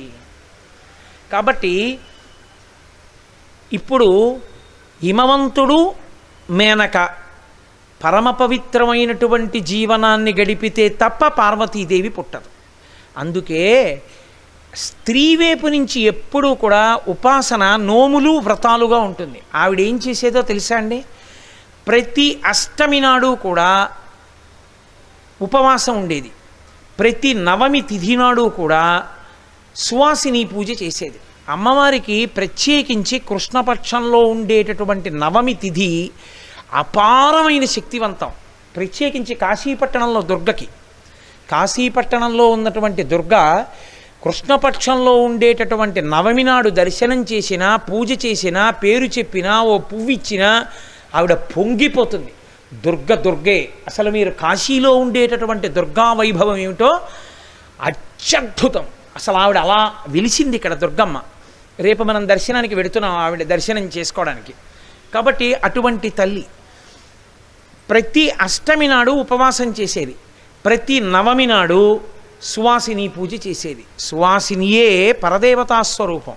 సువాసిని కూర్చోపెట్టి పూజ చేసేటప్పుడు లోకంలో ఏం చేస్తారంటే అమ్మవారి నామాలు చెప్పేస్తుంటారు. బాల పూజ చేసినా, సువాసిని పూజ చేసినా. అలా కాదు చెప్పేది. బాలకి బాలానామాలు ఉన్నాయి వేరే, సువాసినికి సువాసిని నామాలు ఉన్నాయి వేరే. సువాసినికి ఇక్కడ ఉన్న తల్లే. ఆమె ఎంత యోగ్యురాలో, భర్తని ఎంత అనుగమిస్తుందో, పిల్లల్ని ఎంత గొప్ప వృద్ధిలోకి తెచ్చిందో, ఇంటికొచ్చిన వాళ్ళని ఆదరించి అన్నం ఎంత పెడుతుందో, పతిని ఎంత సేవిస్తుందో, ఎంత మర్యాదతో నిలబడుతుందో, 10 మందిని కన్నతల్లిలా ఎలా ఆదరిస్తుందో అటువంటి వారు సువాసిని పూజకు అర్హులు. అందుకే సువాసిని పూజ చేసేటప్పుడు ఈ నామాలు చెప్తారు. కల్పం వేరుగా ఉంటుంది. సువాసిని పూజ చేసేటప్పుడు లక్ష్మీనామాలో పార్వతీనామాలో చెప్పి చేయరు, సువాసిని నామాలు చెప్పి చేయాలి. అలాగే బాలపూజ చేసేటప్పుడు అమ్మవారి నామాలు చెప్పరు, బాలనామాలు ఉంటాయి, ఆ నామాలు చెప్పి కాళ్ళు కడగాలి. పురుషుడు కాళ్ళు కడగాలి, భార్య నీళ్లు పోయాలి. అంతేగాని ఆడది మగవాడు నీళ్లు పోసి ఆడది కాళ్ళు కడగదు. ఎక్కడ చేసినా ఆడది నీళ్లు పోస్తుంది, ఇల్లాలు నీళ్లు పోస్తుంది, యజమాని కాళ్ళు కడగాలి. అది శాస్త్రీయం. అందుకే కదా కన్యాదానం చేసినా ఎవరు కాళ్ళు కడుగుతారు? పురుషుడు కాళ్ళు కడుగుతాడు. నీళ్ళు ఎవరు పోస్తారు? ఇల్లాలు నీళ్లు పోస్తుంది. అంతేకాని ఆయన నీళ్లు పోసి ఆవిడ కాళ్ళు కడగడం ఉండదు. అది తిరగేసినట్టు. అది వైదికం కాదు, శాస్త్రీయం కాదు, అలా చేయకూడదు. కాబట్టి ఇప్పుడు ఆ తల్లి జన్మించడం కోసం, అవతార స్వీకారం చేయడం కోసం, జన్మించడం అన్న మాట ఉండదుగా, కర్మ అనుభవించడానికి పుట్టేది కాదు ఆవిడ. ప్రతి అష్టమి నాడు ఉపవాసం, ప్రతి నవమి నాడు సువాసిని పూజ. చాలా కాలం జరిగిన తర్వాత ఒకనాడు పరదేవత మేనకాదేవికి సాక్షాత్కరించి అడిగింది, ఏమమ్మా ఇన్నాళ్ళు కష్టపడి అష్టమి నాడు ఉపవాసం చేశావు, నవమి నాడు సువాసిని పూజ చేశావు, నేను నీకు వరం ఇవ్వాలని వచ్చాను, ఏ వరం కావాలి అని అడిగింది. మేనకాదేవి ఎంత చమత్కారంగా అడిగిందో తెలుసా అండి? నువ్వు నా కడుపున పుట్టని అడగలేదు. అడగకుండా 3 లోకముల చేత పూజింపబడేటటువంటి తల్లి, ఏ తల్లి పుట్టడం చేత 2 వంశములు పుట్టినిల్లు మెట్టినిల్లు కూడా వర్ధిల్లుతాయో అటువంటి తల్లి, ఏ తల్లి పుట్టడానికి ముందు నేను 9 కొడుకులకి తల్లినవుతానో అలా 9 కొడుకులను ముందు నాకు ఇచ్చి తాను 101వ దానిగా కూతురుగా పుట్టగలిగిన తల్లి, కేవలం పుట్టడం కాకుండా లోకములను ఉద్ధరించగలిగిన తల్లి నాకు కూతురుగా కావాలని, అంటే నువ్వే నా కూతురుగా కావాలి. అంటే పార్వతీదేవి చిరునవ్వు నవ్వంది, నువ్వు అడిగినవన్నీ ఇస్తున్నాను, ఒక్కటి మారుస్తున్నానండి. నాకు ఓ ముచ్చట ఉంటుందిగా, అన్న కింద చెల్లెలైతే ఆ సంతోషం వేరు.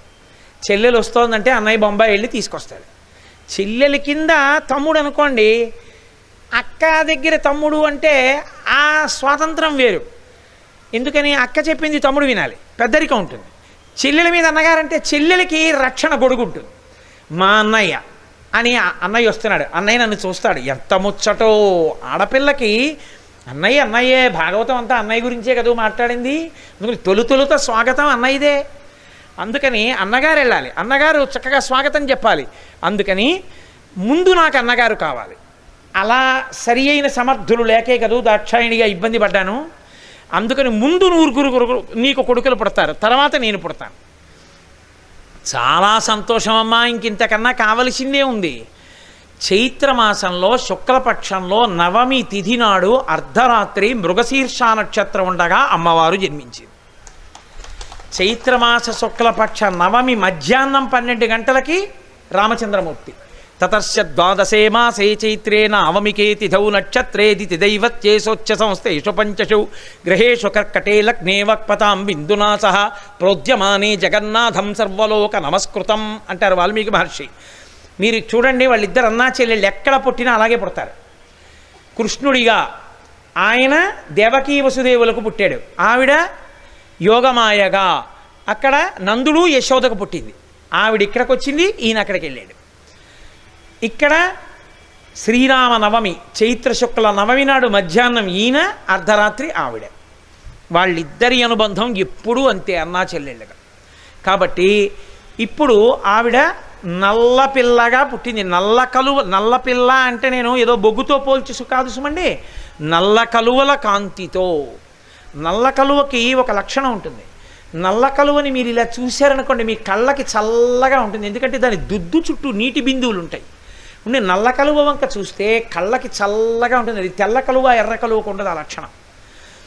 లోకాలను చల్లబరచగలిగినటువంటి తల్లి పుట్టింది, నల్ల కలువల కాంతితో పుట్టింది. కాబట్టి ఆ పిల్లకి హైమవతి మేనక హిమవంతులు ఆమెని కాళీ అని నామకరణం చేశారు. నల్లపిల్ల కాబట్టి కాళీ. హిమవంతునికి కుమార్తెగా పుట్టి హిమవంతునికి అంత గౌరవం తెచ్చింది కాబట్టి హైమవతి. కాదు పర్వతరాజ పుత్రి కనుక పార్వతి. ఇన్ని పేర్లు పెట్టుకుని ఆ తల్లి పెరిగి పెద్దదవుతోంది. చక్కగా ఓ పట్టు పావడా కట్టుకుని, ఓ పట్టు జాకెట్ వేసుకుని, మెడ నిండా హారాలు వేసుకుని, చిన్న జడ వేసుకుని, ఏమి హిమవంతుడి కుమార్తె, ఆవిడికి ఏమిటి లోటు? సమస్తమైనటువంటి ఐశ్వర్యము హిమవంతుని ఎందే ఉంటుంది. తపస్సులు అందరూ అక్కడే ఉంటారు. ఆ బంగారు జడ పెట్టుకుని, ఆ పట్టులంగా ఇలా ఎత్తి పెట్టుకుని బుడి నడకలతో పరిగెడుతోందిట. హిమవంతుడికి తెలుసు వచ్చిన పిల్ల ఎవరో, తనకి కుమార్తెగా వచ్చింది. ఎంత పొంగిపోయాడో హిమవంతుడు, ఎంత పొంగిపోయాడో నాకు తెలియదు, కానీ శంకరాచార్యులు వారు పొంగిపోయారు. శంకరాచార్యుల వారు సౌందర్యలహరిలో ఎంత పొంగిపోయారంటే, కరాగ్రేణ స్పృష్టం తుహినగిరినా వత్సలతయా గిరీశేనోదస్తం ముహురధర పానాకులతయా కరగ్రాహ్యం శంభో ముఖముకుర వృంతంగిరిసుతే కథంకారం భ్రూమస్తవ వదన తవ చుబుకమౌపమ్యరహితం అన్నారు. అమ్మా, నీ గడ్డానికి నేను ఉపమానం చెప్పలేనమ్మా, పోలిక చెప్పలేను. ఎందుకు చెప్పలేరు అంటే, కరాగ్రేణ స్పృష్టం తుహినగిరినా వత్సలతయా. నువ్వేమో లోకాలను కన్న తల్లివి, హిమవంతుడేమో ఆ చిన్ని గడ్డం పట్టుకుని, నా తల్లి కదూ పప్పు అన్నం తినవా, నా తల్లి కదూ ఇంక బజ్జోవా, నా తల్లి కదూ ఇంక ఆటలొద్దమ్మా అని ఇలా గడ్డం పట్టుకున్నాడు. లోకాలను కన్న తల్లిని నా కూతురు అని ముద్దుగా హిమవంతుడు పట్టుకున్న గడ్డానికి ఏమని ఉపమానం వేయను. అందుకని తవ చుబుకమ ఔపమ్యరహితం, నేను వేయలేనమ్మా అన్నారు. ఇక్కడ హిమవంతుడు ఆ పుట్టిన పిల్లని చూసుకుంటున్నట్టు ఆడుకుంటోంది తల్లి. గజ్జలు గల్ గల్ గల్ గల్ గల్ గల్ మన చెలికెత్తెలతో కలిసి చూసి ఆయన ఎంత పొంగిపోయాడంటే నరదేవాసుర పూజితంఘ్రియుగళ నారాయణి శాంకరి కరుణాపూరిత మానసా త్రినయని కళ్యాణయుక్త నిశాచర దర్పోన్నత సంహరి సదమలా చండార్చిని యోగిని కరుణాపూరిత మానసా భగవతి తల్లి జగన్మోహిని. అమ్మాయి అంత అదృష్టమమ్మా, నువ్వేం సామాన్యమైన పిల్లవా. నా ఇంట ఏమీ తెలియదు అలా ఆడుకుంటూ వచ్చి ఇలా ఆ పట్టుబట్టు వదిలేసి నాన్నగారు 2 చేతులు ఇలా పట్టుకుని నాన్నగారండి నాకు ఇంకొక 2 పూల బంతులు తెచ్చిపెట్టరా నాన్నగారండి అని అడుగుతుంటే, అమ్మ లోకాలకి మోక్షాన్ని ఇవ్వగలిగినటువంటి తల్లివి, శివుడిలో కలపగలిగినటువంటి తల్లివి, అన్నం పెట్టగలిగిన తల్లివి, అవిద్యని తీసేయగలిగినటువంటి తల్లివి, శంకరుల చేత అవిద్యానామంతస్తిమిరమిహిరోద్దీపనగరీ జడానాం చైతన్యస్తబకర్మకరంద శృతిజరి దరిద్రాణాం చింతామణి గుణనిక జన్మజలధౌ నిమగ్నానాం దంస్ట్రామురరిపవరాహస్య భవతి అని కీర్తింపబడిన తల్లివి. ఏమీ తెలియని దానిలా నా దగ్గరికి వచ్చి నాన్నగారండి 2 పూలబంతులు ఇవ్వరా, నాన్నగారండి నాకు పట్టుపావడా కొనిపెట్టరా అని అడుగుతున్నావా అని ఆయన పొంగిపోయి ఆ పిల్లని చూసుకుని, ఏమి నా అదృష్టం, ఈ పిల్ల నా కడుపున పుట్టింది, నన్ను కరుణించడానికి వచ్చినటువంటి పిల్ల, నిశాచర దర్పోన్నత సంహరి సదమల చండార్చిని యోగిని కరుణాపూరిత మానస. అమ్మా అపారమైన కారుణ్యమున్న తల్లివి, రాక్షస సంహారం చెయ్యగలిగినటువంటి మహిషాసుర మర్దనివి, అటువంటి తల్లివి నా కడుపున పుట్టావా అమ్మా అని పొంగి పరవశించిపోతున్నాడు. అని ఆ పిల్ల ఆడుకుంటుంటే అలా అన్నం తింటుంటుంటే ఆ పిల్ల పడుకుంటే వెళ్ళి దగ్గర కూర్చుని అనుకునేవాట, అమ్మా గిరులలో నొక్క గిరినైన నా పేరు వెలయ చేసితివిట్లు జలజనయన నీకు తండ్రినైతి నాకింత చాలదే ఇది మహాద్భుతంబు ఇందువదన. పోతన గారు వీరభద్ర విజయంలో అంటారు, ఆయన అంటారు ఆ హిమవంతుడి సంతోషం ఇంట్లో చిన్నపిల్లలా తిరుగుతోంది, ఇంట్లో పడుకుంటోంది, ఇంట్లో అన్నం తింటోంది, వచ్చి నాన్నగారి తొడ మీద కూర్చుంటోంది, నాన్నగారండి ఆయన చేతులు పట్టుకుంటోంది. ఎవరమ్మా నువ్వు నకధీదితి సంచన్న నమజ్జన తమోగుణ, నీ కాలి వేలి గోటి పైభాగపు కాంతి చూస్తే 1,00,00,000 జన్మల తమోగుణం పోతుంది. అలాంటి దానివి నా తొడ మీద కూర్చోవడమా, నన్ను ఇలా పట్టుకుని నీ వేపుగా ముఖం తిప్పగానే నాన్నగారండి అండమా. అమ్మా నువ్వు లోకాలకి తల్లివి, నీకు నేను తండ్రినా, ఏం అదృష్టమమ్మా, నేను ఎవరమ్మా, గిరులలో నొక్క గిరినైన నా పేరు వెలయ చేసితివిట్లు జలజనయన. ఓ తామర పువ్వుల వంటి కన్నులున్న తల్లి, నేను కొండనమ్మా, పడి ఉండేవాణ్ణమ్మా అలాగా, అలాంటి నా పేరు 3 లోకాల్లో మార్మోగిపోయేటట్టు చేశావు కదమ్మా. గిరిలలో నొక్క గిరినైన నా పేరు వెలయ చేసితివిట్లు జలజనయన నీకు తండ్రినైతి నాకింత చాలదే ఇది మహాద్భుతంబు ఇందువదన. నీకు తండ్రినయ్యాను చాలదా, నాకు ఇంతకన్నా నాకేం కావాలి అని హిమవంతుడు పొంగిపోతున్నట్ట. అంత పొంగిపోతున్నాడు, తనకి కుమార్తె అయింది అని ఎంతో సంతోషిస్తున్నాడు. ఆ పార్వతీదేవి ఆ మేనకా హిమవంతుల ఇంట్లో పెరిగి పెద్దదవుతోంది. అసలు ఆ మేనకాదేవి ఎంత సంతోషపడిపోయిందో, ఆ పిల్ల ఎలా పెద్దదైందో, పార్వతీ కళ్యాణం ఎన్ని మలుపులు తిరగడం మొదలైందో రేపటి రోజున మళ్ళీ ప్రారంభం చేసి మీకు మనవి చేస్తాను. రేపు ఉదయం మీరు ఒక్క విషయం జ్ఞాపకం పెట్టుకోండి, కాశీపట్టణంలో లోలార్కుడు అని ఒక ఆయన, లోలార్కుడు అని పేరు. లోలార్కుడు అర్క శబ్దం చేత సూర్యుడు సూచింపబడతాడు. అర్క అంటే జిల్లేడాకు, జిల్లేడాకు చేత పూజింపబడతాడు కాబట్టి ఆయనకి పేరు కూడా అర్క ఇచ్చారు. లోలార్క అంటే లౌల్యమును పొందినవాడు. దివోదాస వృత్తాంతము అని జరిగింది కాశీలో.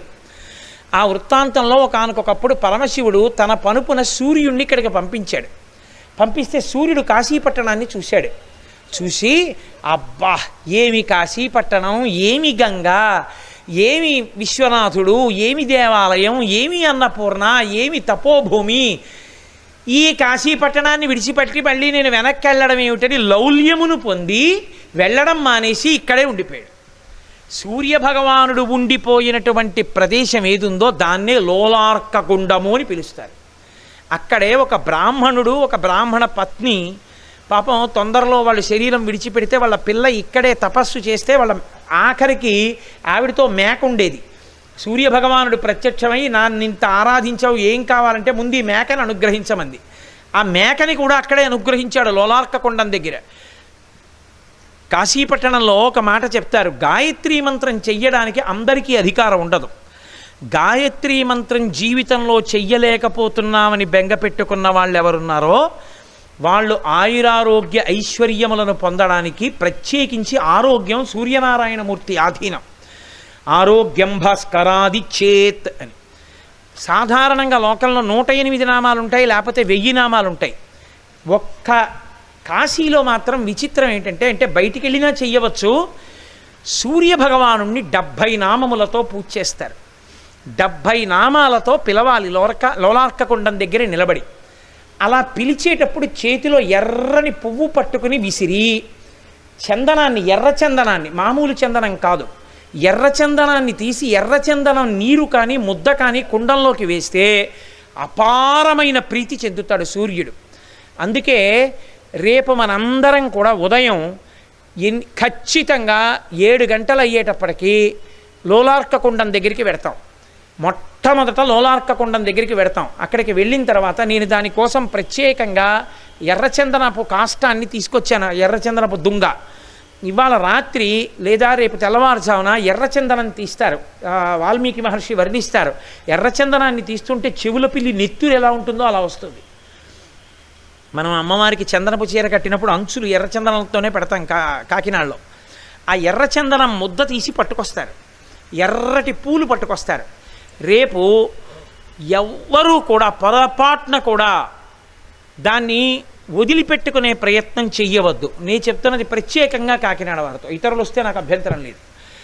రేపు ఉదయం వస్తే, రేపు ఉదయం మనందరం కలిసి లోలార్కుణ్ణి ఎదురుగుండా సూర్యబింబం కనబడుతూ ఉంటుంది, అక్కడ కుండ ఉంటుంది. మనం ఎర్రచందనంతో 70 నామాలతోటి ఎర్రటి పూలతోటి నమస్కరించి తర్వాత పలహారం తీసుకుందాం. పలహారం తీసుకోకుండా సూర్యనారాయణమూర్తికి నమస్కరిద్దాం. గాయత్రీ మంత్రం చెయ్యలేకపోతున్నానే, నాకు అధికారం లేదే అని బెంగ పెట్టుకున్న వాళ్ళకి గాయత్రీ మంత్రం చేసినంత ఫలితము రావాలంటే ఆ 70 నామాలతో చెయ్యాలి. కాబట్టి రేపు చక్కగా వెళ్ళి మనందరం ఆ కార్యక్రమాన్ని చేసి తరువాత జరగవలసిన కార్యక్రమాన్ని నేను మీకు అక్కడ వివరిస్తాను, అక్కడ చేద్దాం. కాబట్టి రేపు ఉదయం లోలార్క దర్శనంతో ప్రారంభం. అంటే ఇప్పుడు కార్యక్రమం పూర్తయింది. ఆ తర్వాత మాతాజీ ఆశ్రమంలో జ్యోతిర్లింగం గురించి నేను ఇంతకు ముందే మీకు ప్రకటన చేసి ఉన్నాను. ఉపన్యాసాన్ని కూడా అందుకే ఆప్ చేశాను, ఎందుకంటే అక్కడ ఆ జ్యోతిర్లింగ దర్శనానికి వెళ్ళవలసిన సమయం ఆసన్నం అయిపోతుంది కదా అని. కాబట్టి మళ్ళీ రేపు మనం సాయంకాలం 4 గంటలకి తిరిగి కలుసుకుందాం. పార్వతీ కళ్యాణ వైభవం ఏమిటో రేపు అనుభవిద్దాం. మంగళాశాసనపరై మదాచార్య పురోగమై సర్వైశ్చ పూర్వైరాచార్యై సత్కృతాయాస్తు మంగళం. మంగళం కోసలేంద్రాయ మహనీయ గుణాత్మనే చక్రవర్తి తనూజాయ సర్వభౌమాయ మంగళం. ఉమాకాంతాయ కాంతాయ కామితార్థప్రదాయినే శ్రీగిరీశాయ దేవాయ మలినాథాయ మంగళం. కరచరణకృతం వా కర్మవాక్కాయజం వా శ్రవణనైనజం వా మానసం వాపరాధం విహితం వా సర్వమేత్తక్షమస్వ. శివ శివ కరుణాబ్ధే శ్రీ మహాదేవ శంభో. సర్వం శ్రీ ఉమామహేశ్వర పరబ్రహ్మార్పణమస్తు. స్వస్తి.